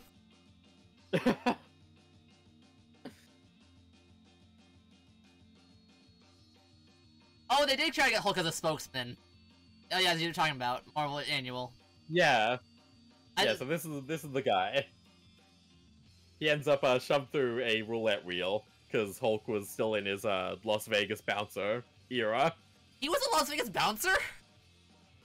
Yeah, Peter David just kind of did stuff for fun during his Hulk run. Man's gotta eat. He Mr. T? He's like Mr. T? He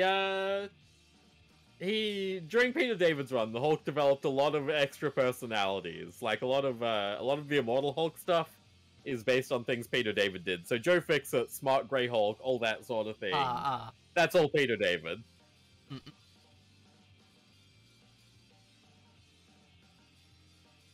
So we got some guys tunneling. Gotta love the drill tank. I do, look at this drill tank. Yeah. Like, that looks, I mean, honestly, I think, like, if you're drilling, like, in comics you have a drill tank, usually like an evil person, but, like, this is just, you know, infrastructure work. It's cool. Yeah, I feel like there's enough innocent drill tanks, but maybe I'm just thinking about Thunderbird 4. Got Flash Gordon spaceship. Huh. Hey. Oh no! Wait. An accident involving the use of superpowers has destroyed my place of business! Oh no. By the way, upcoming major babe alert. Mm-mm. Look, fix it, man. See, we better hurry. Holy moly! Look at his jowls. Why are Fix you it, looking girl. at the jowls? Look at the major babe. Come on, Charlie.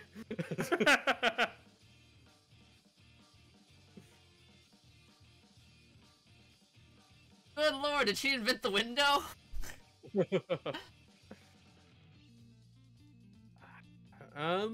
Maybe. I don't think Power Girl had hers yet. I feel like that was mostly a 2000 sort of thing. Yeah, but Dagger. Oh, had these. yeah, you're right. Dagger. Dagger had the boob window like that. God, she sure did. Sue Storm had one by the time the mid-90s rolled I around. remember the Sue Storm boob window. Of course, because she also lacked a sense of identity or whatever the fuck. Right. Oh no, there's no S on my chest. I don't know what I'm doing with my life. Let me expose my boobies. I think it's based. You guys can think whatever you want. You know what? No, I support it for Power Girl. I think, you know, obviously if every female character was like that, you'd start to have a bit of a problem. But I think having that as a personality trait of Power Girl specifically is like, well, yeah, people like that exist. Some people like to have their tits out, and that's okay. They deserve representation too. Heavily represented, I think. Give her an ongoing again. I like when people try to get on Amanda Connor for making Power Girl too sexy. Like, how do you understand how women feel about, you know, being sexy? Yeah, Mr. She's like, Mr. Connor. Yeah. Who do you think I am? No. They see Connor. A man. Yeah. Yeah, a man. Duh. Oh. Yeah, it's just all the emblems she can plop on them if she wants to, but she can't decide. That works. Also, man, look at these uniforms. Yeah, she needs to work out which family she's part of first. You know, she's got the Wonder Woman one, she's got the Batman one, she's got the Superman one. She just can't choose. Also her universe doesn't exist anymore, so that's a pretty good reason to just not have a symbol there, right? Yeah, it's fine.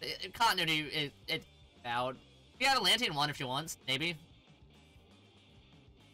Yeah, she can put the Aquaman symbol on there. Or get, like, Orion had, like, a cool circle logo. Yeah. No, Arian? Yeah. Whatever, he sucks. Also, Anyway. speaking of Ghostbusters, Nelson, Ghostbusters reference, go. Hey, Ghostbusters reference, go. Ghostbusters. He has a proton pack. What it was. Oh, that's right, yeah. It is weird that they have these uniforms in this, and then they get, like, a second lot of uniforms, because this first set of uniforms is pretty good, I think. It's very Gestapo, though, you know? Yeah, that's fine. Anyway, look at the secretary. Oh, there's better look at her later. Hot! There is another good look at her, but I honestly that's think pretty that fun. Damage Girl, or whatever her name is from the advertisement, is the best one so far. Fix It Girl. Also, here we go, we have Gene being a Fix It Girl, thank you. We have Gene just, doing New Yorker things. That's New Yorker things. Gasp! I don't know why they needed to put Gene into one of these. And they won't let him into his lab. Cause it's a stupid corporate mandate. We've all experienced them. Yeah. You know what, if I just take the cape off, I can wear it to my aerobics class, which is, you know... Base? Yeah. 80s hard bodies. Oh. Body positivity, Nelson. Yes. I'm positive about women's bodies. Also, we got some, you know, Tony Stark. Of course, Mr. Stark is always, you know, good. Never has any issues. Well, no, it isn't Tony Stark. When it's Iron Man, representative of Stark Industries. Of course, this is not out yet. There we go. When does Demon in a Bottle happen relative to this one? Oh, that was the 70s. That was like already happened. 15, 20 years ago at this point. Fast. We built it in our new costumes.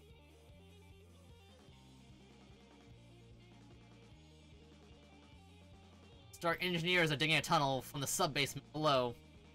I feel like a guy in power armor is a concept that inherently leans towards evil. Let's see. Doom? Doom's armor isn't powered. It's like magically empowered, but that's a different situation. No, it's a combination of science and magic, isn't it? Yeah, but like, you know, it's not an Iron Man suit, is what I'm gonna say about it. The red rockets. Oh, I guess the Russian rockets or whatever they're now. Also, doesn't Iron Man get one of those suits that has magic runes on it and shit at some point? Yeah, he gets a bunch of magic suits over the years. It's like mind control, not given to heroes. Yeah, I see it, man. That's not true, because there's like Steel. He has a power armor. Iron Man, obviously, his level of heroism debatable, but I mean, Booster Gold is kind of in power armor. It's just power armor that looks a lot like a latex suit. Future armor. Yeah. I mean, yeah, exactly. Technically, PowerNelson doesn't wear a suit. Yes. Technically, all of his powers come from him, but yeah, no, you are just. He still wears this dorky outfit. Well, where else is he going to get the anti-woman spikes? He's not exposing himself to things circa 1989. They could have put that in a science experiment. No, that's what they. What, just anti-woman pheromones? Yes. But then you couldn't be with them if you had the pheromones. See, that's why you have to wear the suit, so it can be taken on and off. Also, I just love how this crew is like, they're stuck and they keep trying to call them, but it never works. Yeah, it's the modern day issue of lack of communication with cell phones. You just gotta come up with some contrived reason why they can't communicate via phone. Yeah. I mean, I don't know, the reasoning here is pretty solid, is that they're doing a bunch of shit just all at once, so you can't pick up. That's reasonable. Look at her uniform.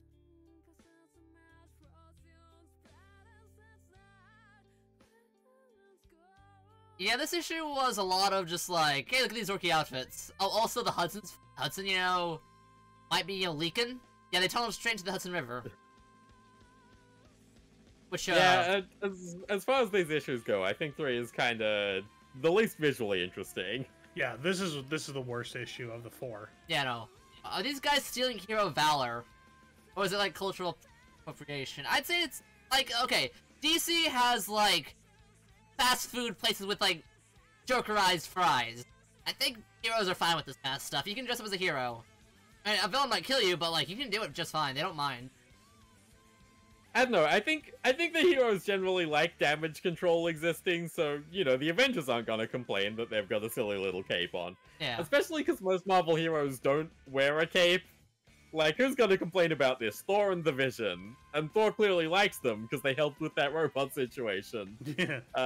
And the Vision's over on the West Coast, so he can shut up. Oh, just look at this cool looking, like, all-terrain, damage control TM brand, multi-purpose type repair vehicle. That looks so cool. I would have bought a toy of it. I would have definitely had a toy of this one. You're using this bad boy outside in the mud. It looks good. It's a crawler tank. Nice crawler tank. Also, look, we got, Symbol Stark Enterprise, the Invincible Iron Man. This face just scares me a little. Yeah, they do interesting things with Stark's face in this one. We swear by them. I mean, look at his face in that next panel. It's a nightmare. Horrifying, yeah. Look at his fucked up face. We can't look away from his fucked up face. It wasn't until later that they realized that they should probably just black his eyes out. Yeah, like... Well, actually, they brought back the visible eyes in Cantwell's run, but that was good, because they had a good design for the costume. I think it's just like... I think he's meant to be a bit grimacy in this one. He's meant to be a little bit fucked up looking. Iron Man should have emote display eyes like those robot furries. God. Get some Kawaii Ugu Iron Man eyes. I mean, Tony Stark does have a canonical furry phase, thanks to Kieran Gillen's run. Excuse me, what? What? So, Iron Man fucks off to space as he, Well, he doesn't tend to do that too often, but for a while he fucked off to space a lot. While he was up there, he, I think he might have accidentally fucked the Phoenix Force, and then said, this is worse than the time I was a furry. I think comics suck. Yeah, Karen Gillan's Iron Man isn't great. I mean, he's a rich guy. There is one good spending moment. money on something. Yeah, he is one of the, you know, how much of Iron Man counts as IT? Iron Man is the rich fry behind all the commission. It makes sense now. But yeah, no, there's some fun things in Karen Gillan's run, like when he goes to the plane of elves from Thor stuff, and he's just like, well, I'm Iron Man, you're elves. Elves dislike iron. Here's a suit full of iron shavings. I'm gonna do a genocide on elves now. Base. What? I think cold iron has a different determination than that, but yeah, they're elves, okay. I understand Iron Man.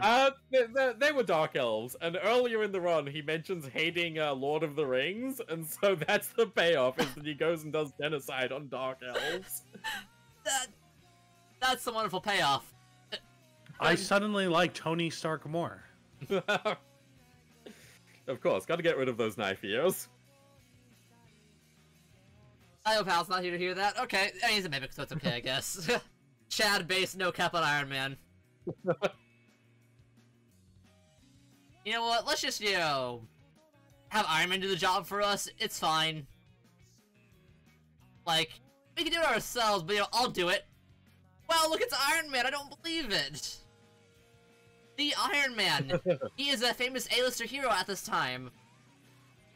He really isn't. No, he's not. He's not. Here's the easy way to tell if a Marvel hero was an A-lister in this time period. Did they get killed in Heroes Reborn? If they did, they sucked. So the only ones who survived were the X-Men, the Hulk, and Spider-Man. Anyway, there's your list of the heroes that were popular. Look, you know, this won't be easy. I'll just, you know, put it on there. It's fine. We'll fix it. Hey, look, here's the guy himself. Hey. Man, his work's always good.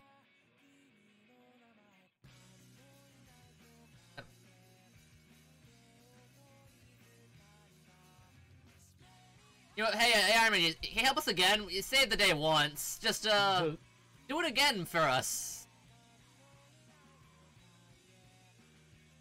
Yeah, this ending just like, oh hey, it's fine. No more dumb costumes. Also, it's your job to clean this mess up. Costume guy.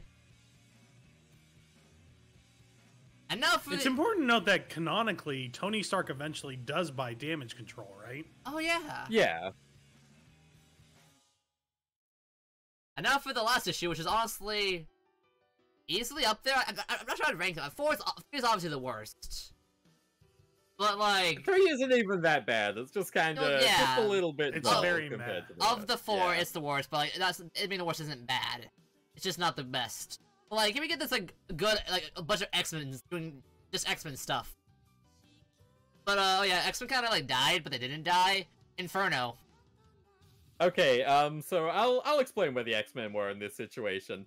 So, by this point, Chris Claremont was at the top of his game. He was creating the most extensive, like... I struggle to think, even now, of a book that was running so confidently with being like a long soap opera thing as Chris Claremont's X-Men was in 1989.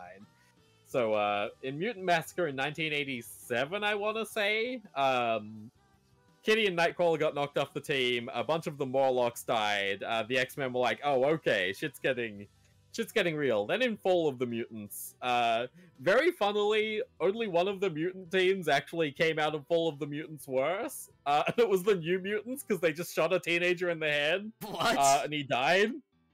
Jeez. Yes. Okay. Doug Cypher, the mutant with honestly like the best power. If you're gonna have a mutant power, Cypher is the one to go for. But he's also completely useless in Oh, he speaks any language, including computer code, alien Wait, languages, sign language.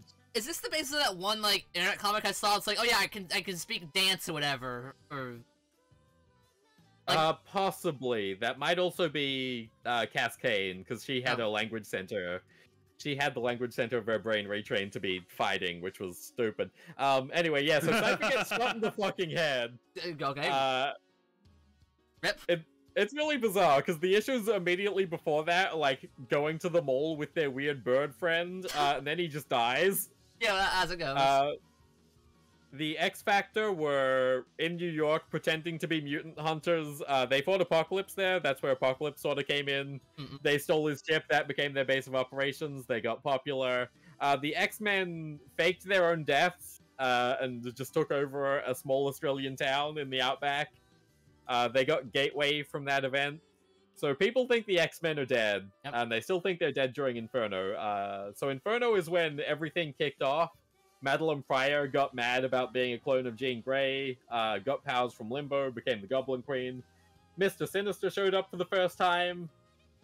God, Mr. Sinister is so good. Mr. Sinister rules. I'd love to have a villain that's just completely ridiculous looking. And then, yeah, so at the end of Inferno, everything's kicking off. They completely destroy the X-Mansion, but the world still thinks the X-Men are dead, basically. Alright. And so now we're just thinking, oh yes, there's stuff getting stolen. Mutants are stealing supplies from honest humans? Oh no! I can't imagine why they would ever do something like that. Let's just call it damage control. Fix it. Yeah, there's a pattern. Let's go look at it. What pattern? And here's the part where, I'm gonna have to say... Screw telepaths. They're evil. I don't trust them. The Cuckoos. You're a telepath. Don't worry about it. Don't worry about it. He's one of the good ones. I'm one of the good ones. I'm an Xavier. Ah, okay. I'm an Xavier. Trust me. Literally, you just said screw telepaths because of something Xavier did. I'm more like a Martian Manhunter type. DC has good ones, okay? I'm a DC style telepath. We're good. I like Martian Manhunter, good guy. Hey, real quick, what was Identity Crisis about again? That wasn't Magic. That was Zatanna. No, it wasn't. No, yeah, that was Zatanna. They were making lobotomized people. Yeah, no, just like Doc Savage. I remember Martian was like, no, I can't do that. It'd be evil. I can't change people's minds. Like, I just talk to people with their minds. I don't, like, change their memories. Have you noticed a single memory change once you've been around me? At all. Ever. See? They don't... Look. I'm a good telepath. These guys, like, mutants are... mutants. Just, either way, we get the cool part of, like, they don't know what's going on. Like, everyone sees... He sees it as a dump. But, you know, this place is, like, good. This is all fine. It's dandy. Except for the intern and the new guy. Everyone else sees it as, like, perfectly fixed. I wonder why. I really like the layouts of these pages where you see what the people are seeing. And that's just a really nice panel of him in the rain. Like, I don't know, something about it's just like, yeah, that's a good panel of a guy standing in the rain. Yeah, this place is good. This place is wrecked. What do you mean it's wrecked? Like, all good here. Yeah, we were doing some repair work. It's standard stuff. Yeah, Reed Richards suggested us. Just sign here, Professor Xavier. Well, I love how shady Xavier looks in this. He looks so fucking rat-like.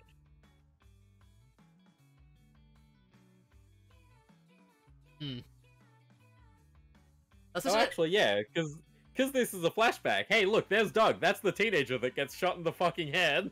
Oh, no. A shifty-looking Xavier. Yeah, Also, apparently they had some alien technology. Shi'ar technology. What? I believe it's Shi'ar. Shi'ar. Sure. Okay. It looks like racist propaganda against mutants. That'd be like... Yeah, the X-Men went to space, like, a lot. you know what? Get off the planet, get away from racism. That works good for the mutants. They have their own planet now of Mars. I mean, Araco, sorry. Flat scan things. They kind of have Araco. Judgment Day sort of put a stop to that. But yeah, Gene, the wannabe evil scientist that's not evil. Like, hey, look at this technology. I want to screw with this. Well, let's see what happens. Let's just fiddle with it a little bit. You know, got a screwdriver.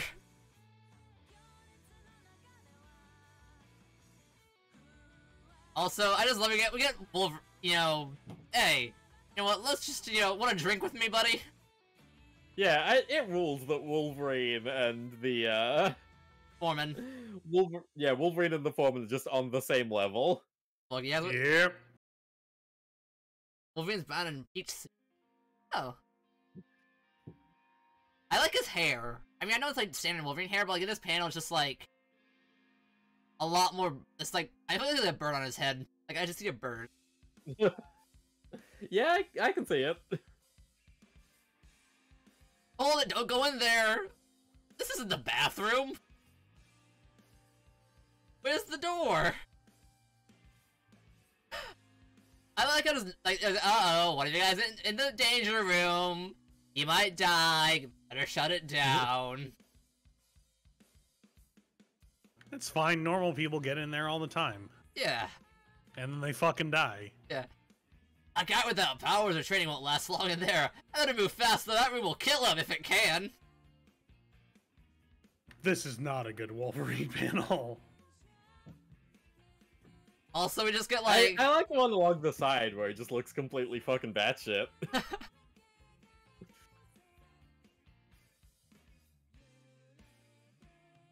And now for a bunch of just old comedians. Cause... why not? Like clowns? That big side Yeah, because they were feeding comedy tapes into the danger room for some reason. Sick 'em, boys. To set up the plot of the issue, I guess. Well, you never know when really you're going to explain go up otherwise. against, you know, a Joker-esque villain, right? So, Gotta go. train up. Yep.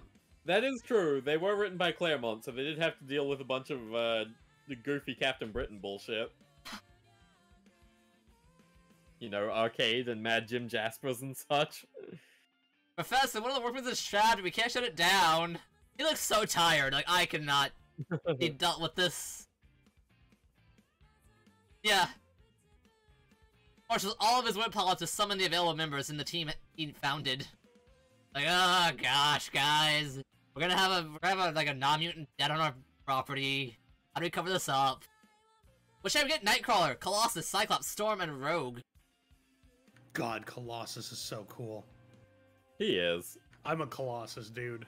Yeah, like, look at him. He's just That's a fair. Colossus is rad. big metal guy.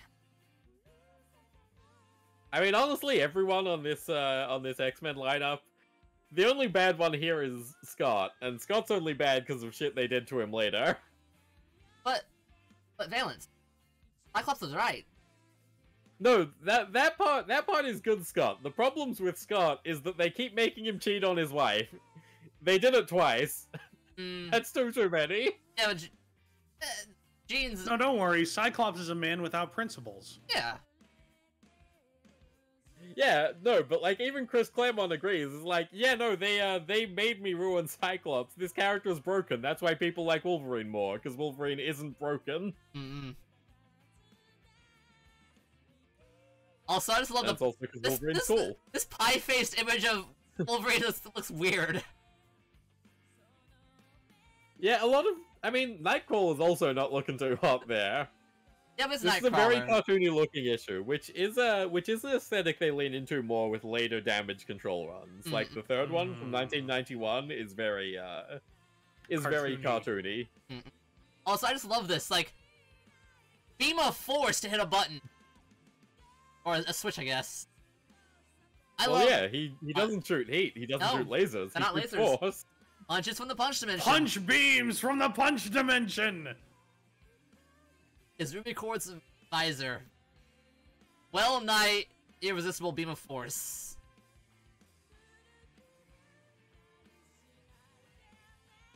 That's an old meme. Wolverine looks like a rat man. I mean, he's starting to have some animal-esque beast man to him right now. Also, can he provide phasing? Wait, so Cyclops is a fist mage? Yes, Headless he is. He just casts fists from his eyes. Well, no. So Cyclops is still a mutant. His eyes are a portal to the punch dimension. Yeah. So he fires punches out of his eyes. Yeah. If you want to be, if you want the less memey answer, his eyes are a portal to a dimension of pure kinetic force. Concussive. But yeah, well, concussive, but you know, kinetic. It's an action. It's like a blunt force. There's a dimension sort of situation. of that. Okay, of all things that shoot out of your so eyes. So basically, the same reason why the Flash has the Speed Force, Cyclops has punch beams. Speed from the speed dimension, punches from the punch dimension. Yeah, exactly. Can he narrow by squinting? According to samples I've heard on MF Doom records, he can focus his power into one tiny beam. Yes. Valence, I didn't know you were this based, but you're pretty based. Thank you. MF Doom's cool. This is just a side note. I don't like Wikipedia for a reason. Okay, Wikipedia says you can have a lowercase name, but you can't have an all uppercase name. They will not allow MF Doom's wiki page to have all uppercase. Like, okay, you can allow a lowercase. So some people whose names are all lowercase letters, they have no uppercase names. They're like, yeah, sure, that's fine. Like, they won't allow MF Doom to have his, though. They won't allow it. They're like, nope, not policy. And so that's the reason why Wikipedia sucks. Right there. I mean, there's lots of reasons why Wikipedia sucks, and a lot of them are because the people who edit Wikipedia aren't always the people you can trust with information. Oh yeah, that's Scott's wiki. Anyway. Anyways, look at these, like, clowns. I do love this Pierce gun. Yeah. Shouldn't that be bang? Ow! Don't and then touch me. Rogue just gets fucking arrowed by a thing. Like, there's blood all over the place. Yeah, she's bleeding. This is the that's first like a lot time of in this blood. comic that anything happens violently. Yeah, because, like, Wolverine just gets pied to the face. Only Rogue gets, like, Yeah, hurt Rogue at gets all. shot through the shoulder with an arrow. Right all the way through. Even with the flag still, like, that's... Also, like, I didn't mean to be rude to you, but, like, if you touch me, I'll, like, have, like, I'll absorb your identity like I did with Carol that one time. It's not gonna be good. Yeah, that was another funny thing that happened in the late 80s. So, Claremont wrote the original Miss Marvel stuff. The flag is weirdly dry. It went through quickly, don't worry about it. Yeah, so Claremont wrote the original Carol stuff. So when they ruined Carol for a while, he was like, fuck you guys, why would you do this to this character that I put all this effort in? Hang on a second, she just lives in Rogue. Rogue is just also Carol now. Up yours. Oh, they did. The Avengers lost an issue. Let's no. Why did they do that? Because it's more. Oh, I just love just Nightcrawler here. Care for a cigar? Certainly. Duncan. He knows how to play the game. Yeah. I like the duck too. I'll just teleport away from here now. And it gets even better. This is fun! I can't believe I fell for the old banana peel on the trapeze routine. It's pretty funny. And while that's going on, Storm just gets whacked.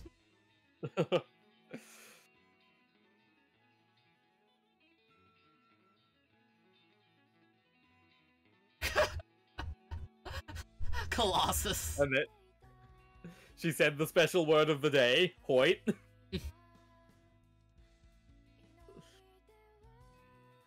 And look, damage control couldn't get at us without their own issues. Yeah, someone has to get tied. And fucking Scott being a show-off again. Dap, fap, zap, and vap.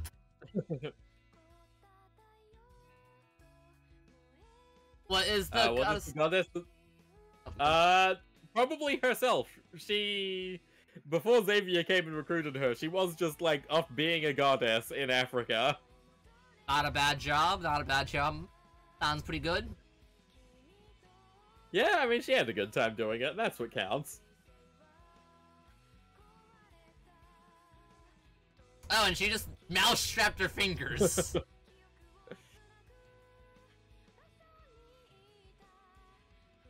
And look, we just have Storm solve the issue. Just, just zap him with lightning. Vaporize the man. I love this, Sage. I don't look at all well. Great panel. This sort of thing never happened while I was a space whale. Space whale? Excuse me, what? Yeah, Storm tends to go through a lot of spirit quests and such during her time with the X-Men. She has another one with Forge as well. Were there some petunias? Were there some petunias by her too? Yeah.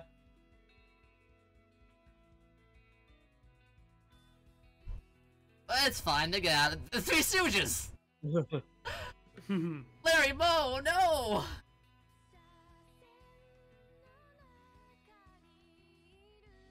They're just violent. But they did it. They murdered all these robot comedians. They're all good. They're all safe. And now for Xavier to do his thing. Alright guys, I gotta apologize, but you can't have this information. Erase it from your head. Goodbye.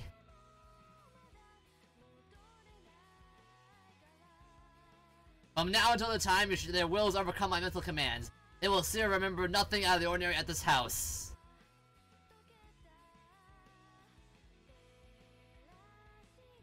Ugh. Wolverine, can you make the X-Men forget that I got pied? No, not even if I tried. There's no way. Comedy is he says defeated Charlie, but that memory is never leaving him. I bet if you ask Scott right now in 2022, hey, do you remember that time Wolverine got pie in the face? He'd say, yeah, of course. I'll know it.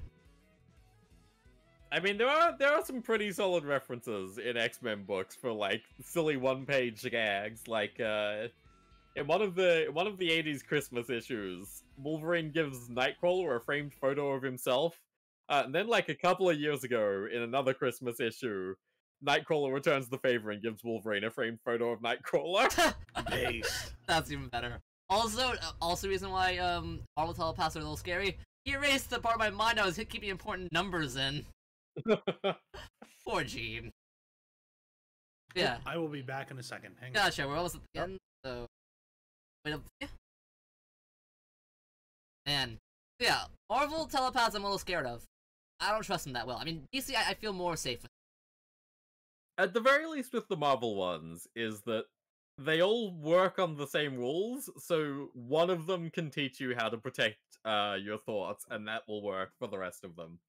Because give me a Juggernaut helmet. during the please give me a Magneto helmet. I'll take that. Yeah, the Juggernaut, the Magneto helmet, good options. But during the San Francisco X-Men era, when Scott was secretly having X-Force kill people all the time, which is a very good era, but from Gene, he had learned how to protect portions of his thoughts and not let Emma see them. So he was doing that with the fact that X-Force existed. So there are techniques that you can learn even as a non-telepath to protect yourself from the Marvel telepaths. Yeah, so that's fair. I won't be that worried, but I don't know. I don't know if that many times where the DC telepaths are evil. I mean, they're the good ones, but you have that one issue with the X-Men trio. I think they're a trio. Then, anyways, it just erases some guy's mind for being a little snarky at her. You mean the Cuckoos? Yes, those. There's 5 of them. Originally, of them. Okay, 5. Originally 2 of them had died, so there were 3 for a while, but now they're back to 5 thanks to the miracle of mutant resurrection. Let's pop the image up, because yeah, it's this one. Alright, let's have a look at this image.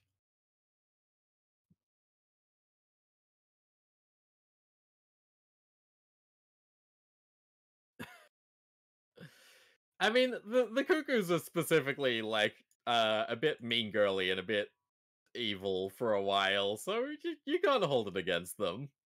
God forbid women do anything.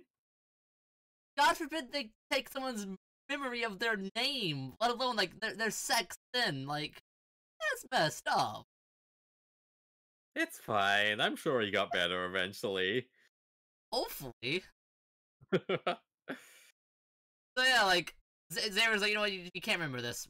Fair enough, mutants have to be hidden, I get it. Also, like, how it's just, like... the way that the panel itself, like, the weird, like, stretch of his face looks just, like, terrifying. Like... Yeah. That much effort.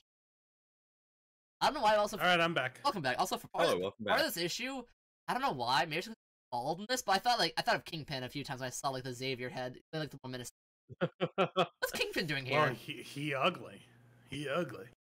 Especially this, like, panel with all the red around him. Yeah, I think it's the eyebrows. I mean, Xavier always has pretty strong eyebrows.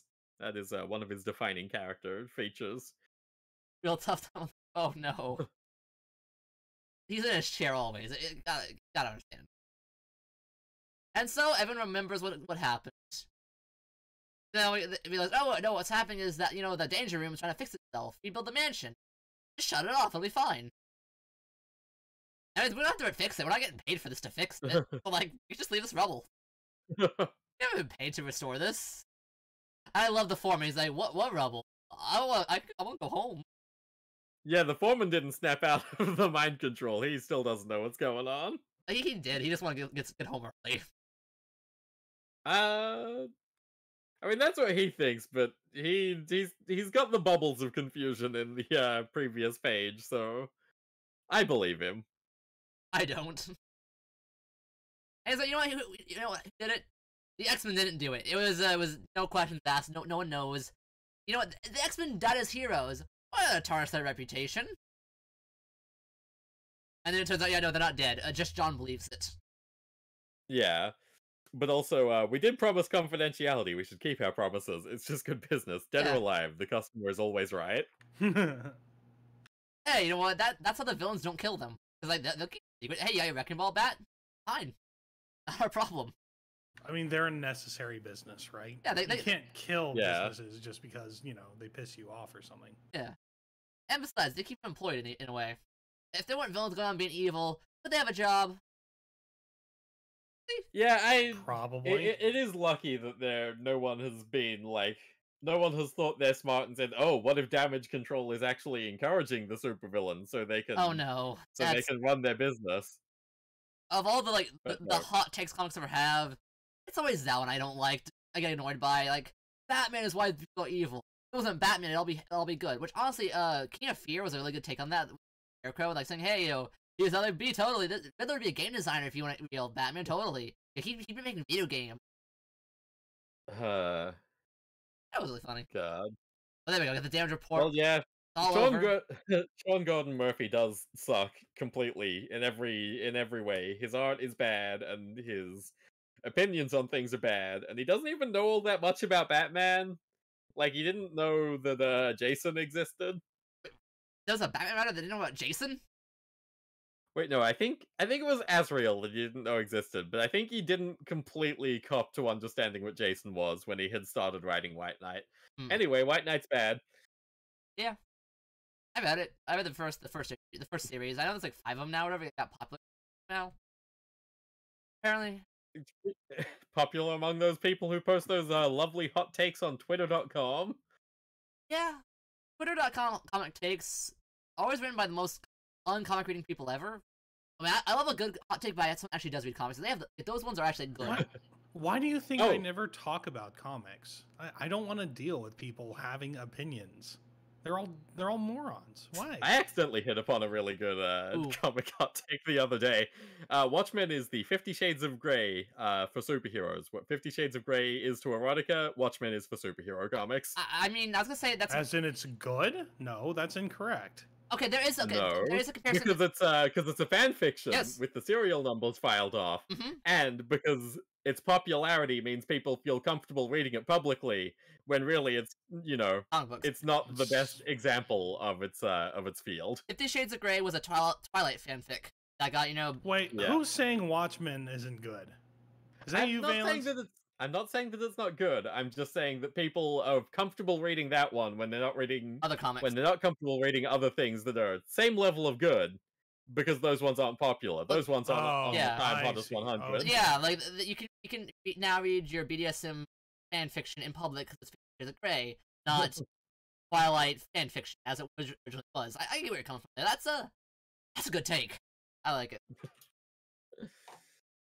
Yes. It's all right. And this book was so popular, it got a second series. You should read. Yeah, I saw. It got a bunch of series. Yeah. The second series was a tie into Acts of Vengeance, which Acts of Vengeance is cool. It's all the villains being like, hang on a second. We keep fighting the same people and losing. Let's fight someone different this time. So Daredevil in Acts of Vengeance was fighting Ultron, which is a hilarious combo.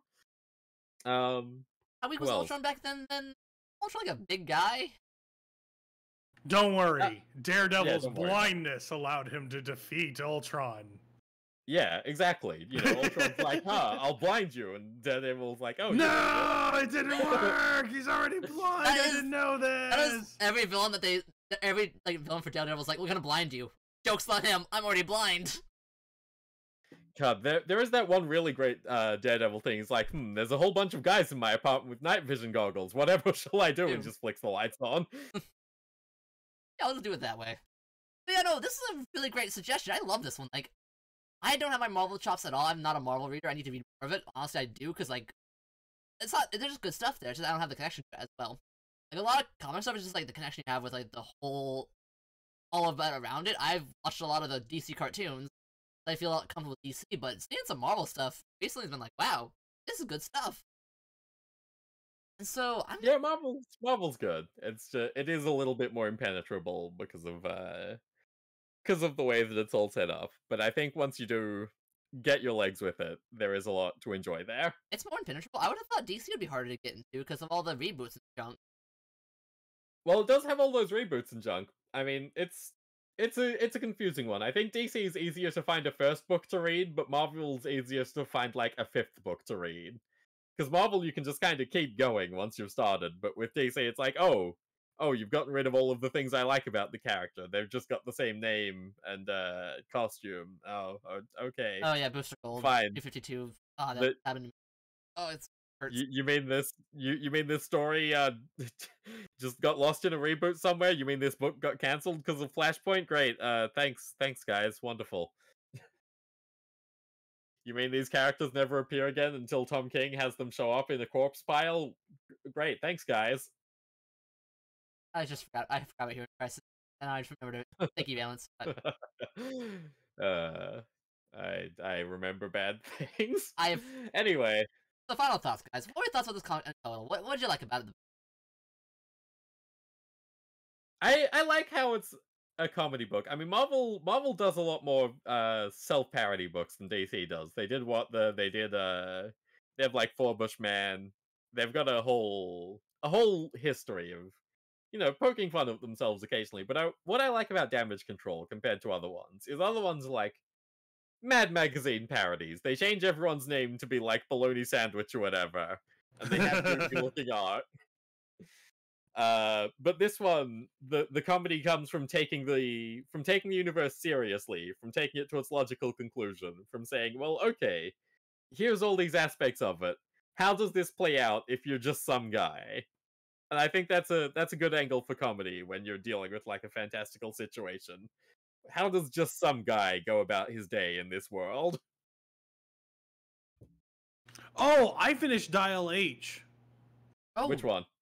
The New 52 reboot. Oh, the China Mieville one? Yeah. That one's really good. Also, check out Sam Humphrey's run. Sam Humphrey's run is really cool as well. Is it still called Dial H, or is it called Dial H for Hero? I think it's called Dial H for Hero. Yeah. I mean, Dial H gets a bunch of reboots with different characters. Sorry, it had been bothering me the entire night, and I finally realized. I'm like, oh, yeah, okay. No, that's fair. That's completely valid. I think you mentioned normal people, and I'm like, oh, Dial H, yeah. Nelson, how about your final thoughts on the comic? What was your favorite bit? What was your favorite thing?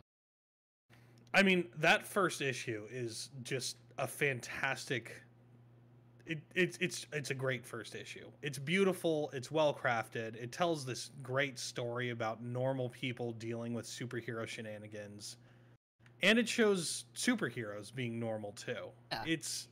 It's everything I like about parodies of the superhero genre put together. Yeah. It's very solid parody. Like, some parodies go to, like, too crazy with it. Like, this one's very grounded. I mean, it's still, like, jokey funny, which the humor was great. You know, I was thinking, like, trying to think what I like better. Would I like the first issue better or the second?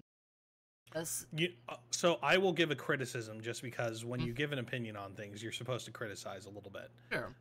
My main criticism is that these characters that they introduce for this purpose are just there for this purpose. Yeah.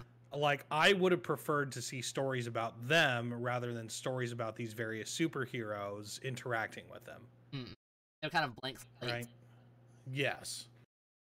One of the reasons why issue 2 is so good is because you learn a lot about two of the characters there. Yeah, you get some. You learn about the bill collector, the comptroller, and you learn about the intern a lot.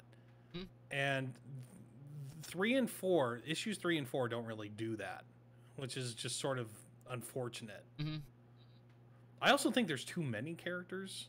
Yeah. Like in the first few issues. Yeah. So. You have... I mean, yeah, they are trying to, like, introduce the whole organization pretty quickly, and definitely there should have been more character moments. I mean, arguably, issue 3 tries for a more character focus, and it falls flat a little bit. Work. It doesn't work because there's way too much Iron Man in there. Yep. Too much Iron Man face. And there's too many characters in there to divide the rest of it up with. Let's count. There's Hogue. There's the bill collector. There's the Batman guy in the suit. There's the and they introduced the marketing lady, guy in this one. Marketing guy, intern, foreman. That's like at least 8 characters. That's just like right. If I was to reimagine damage control for a modern day TV series, the main guy would be the main character, and all these other guys would be side characters that occasionally make jokes, and that's about it. It'd basically be Better Off Ted, but damage control. You guys seen Better Off Ted? No, I have. Yeah, that's a good show. Fantastic show. What's it about? It is about a guy who works in PR at like a General Electric company. You know, they're a research and development company. Oh no, he works in the R&D department. I said PR. He works in R&D at an R&D company, which says something. So they do weird experimental science, and his job is to control his crazy team and satisfy his boss, who is a hot lady. Makes sense. He has sex with her. There's a lot of sexual tension. Ah, that makes sense. Yes. But it's a fantastic show. 2 seasons, very watchable, very digestible, very funny. One of the more clever shows you'll ever watch. Oh, a good clever show. I was gonna say, going to ask about the war to satisfy. Yeah, Charlie last thing that myself. I was like, that. Then I realized, oh, he means that. Yeah, they have sex. Like the entire first season is sexual tension, and then there's sex. Well, sometimes, always, the time. Well, yes, guys, this is a good comic, and I'm glad we didn't get it. I'm very good for this, and we'll next month. Don't know what it's gonna be though. Gotta figure that out. We'll figure it out later. Battle Pope. That is a Battle Pope. Yes. That'd be too Battle early. Pope. That'd be way too early to do that though, guys. Battle Pope. If you have other opinions, now on PowerNelson's Discord channel, there is a recommendations thing where you can tell us things that aren't Battle Pope, or encourage us to do Battle Pope. And you can know what comic we're going to read, so you can read along with us. Yep. We would love to have your guys' opinions as we read through these comics. Yep. Answer for hire, Mechanicat. I wanted that. That's a different stream. There's assets being made for it. Don't worry. It's coming. It'll happen. Yeah. But we'll figure it out. We'll get it working. We'll get guests on if we can think of guests. I like when we chill with just us, but having a guest that is like unknown to comics can be like so fun. We'll get Battle Pope. The Battle Pope. We'll get Battle Pope. Look, I'll call the Vatican. I'll try to make something happen. I'm not sure if it'll work out, but I'll contact. The Pope's heard Megalovania. I think we can make him a VTuber. Let's go. Who are you rating? I forgot about that. Heavens to Betsy is doing her re-debut. Oh, so that's yeah, not yeah. good. Oh, that's perfect. Yeah, give me a head. I haven't met you. And she's an honorary Comic Club member. If you're on it, She was here. yeah, if you're on it, you're in it. She's like a past member. She's still got her membership Oh. card, I'm sure. We sent her one. Valence, Yeah. welcome to the Egg Garden. Hope you've been enjoying your stay for 9 months, man. Hell yeah. Hey, so yes, we'll go raid her. Battle Pope. What about Fight Deacon? Honestly, I feel like I was gonna do like a damage control raid, but honestly, let's do Battle Pope raid. That's No, we haven't read Battle Pope. okay. We'll save it for then. We'll save it then. What's the main message, Nelson? Sex. Besides that. I don't know. I don't do raid messages on my own channel. You've got that command. Fuck, what is it? If you've got the PowerNelson solo, to do that, I guess. There we go. Excellent. No. Don't do that. Just don't do have that. a raid. Yeah, sex raid. There we go. That's a good raid one. You know what? Sex raid. I'll go with what Headless says. Well, anyway, it's your own message. Figured out your own, guys. I can't control you. Okay. Where'd my mouse go? Oh my mouse just heck. Don't worry, you've got the raid going. It'll tick over. How'd this happen? Like, my mouse literally just disappeared on its. It's okay. I can see it. It's on Spider-Man's hand. okay, It's on his it eye. fixed It's itself. gone Okay. again. Anyways, everyone, thank you for joining me. Check out Nelson. Check out Valence. They're awesome guys. If you're watching Comic Club, you might probably already know them, but check them out still. I don't know if Nelson has Dini's tonight. If he does, go check Dini's out. Check Valence out. I actually have a collab in my channel, like right after. Oh this. crap! Let's get there then right now. Okay, that as well. Yeah, and yeah. check Valence. He does cool stuff. I like his comic streams a lot. Dinosaurs of Power is amazing. You two are awesome guys. Thank you for this, and let's go. You're welcome. Let's go. That's all, Bye, folks. everybody.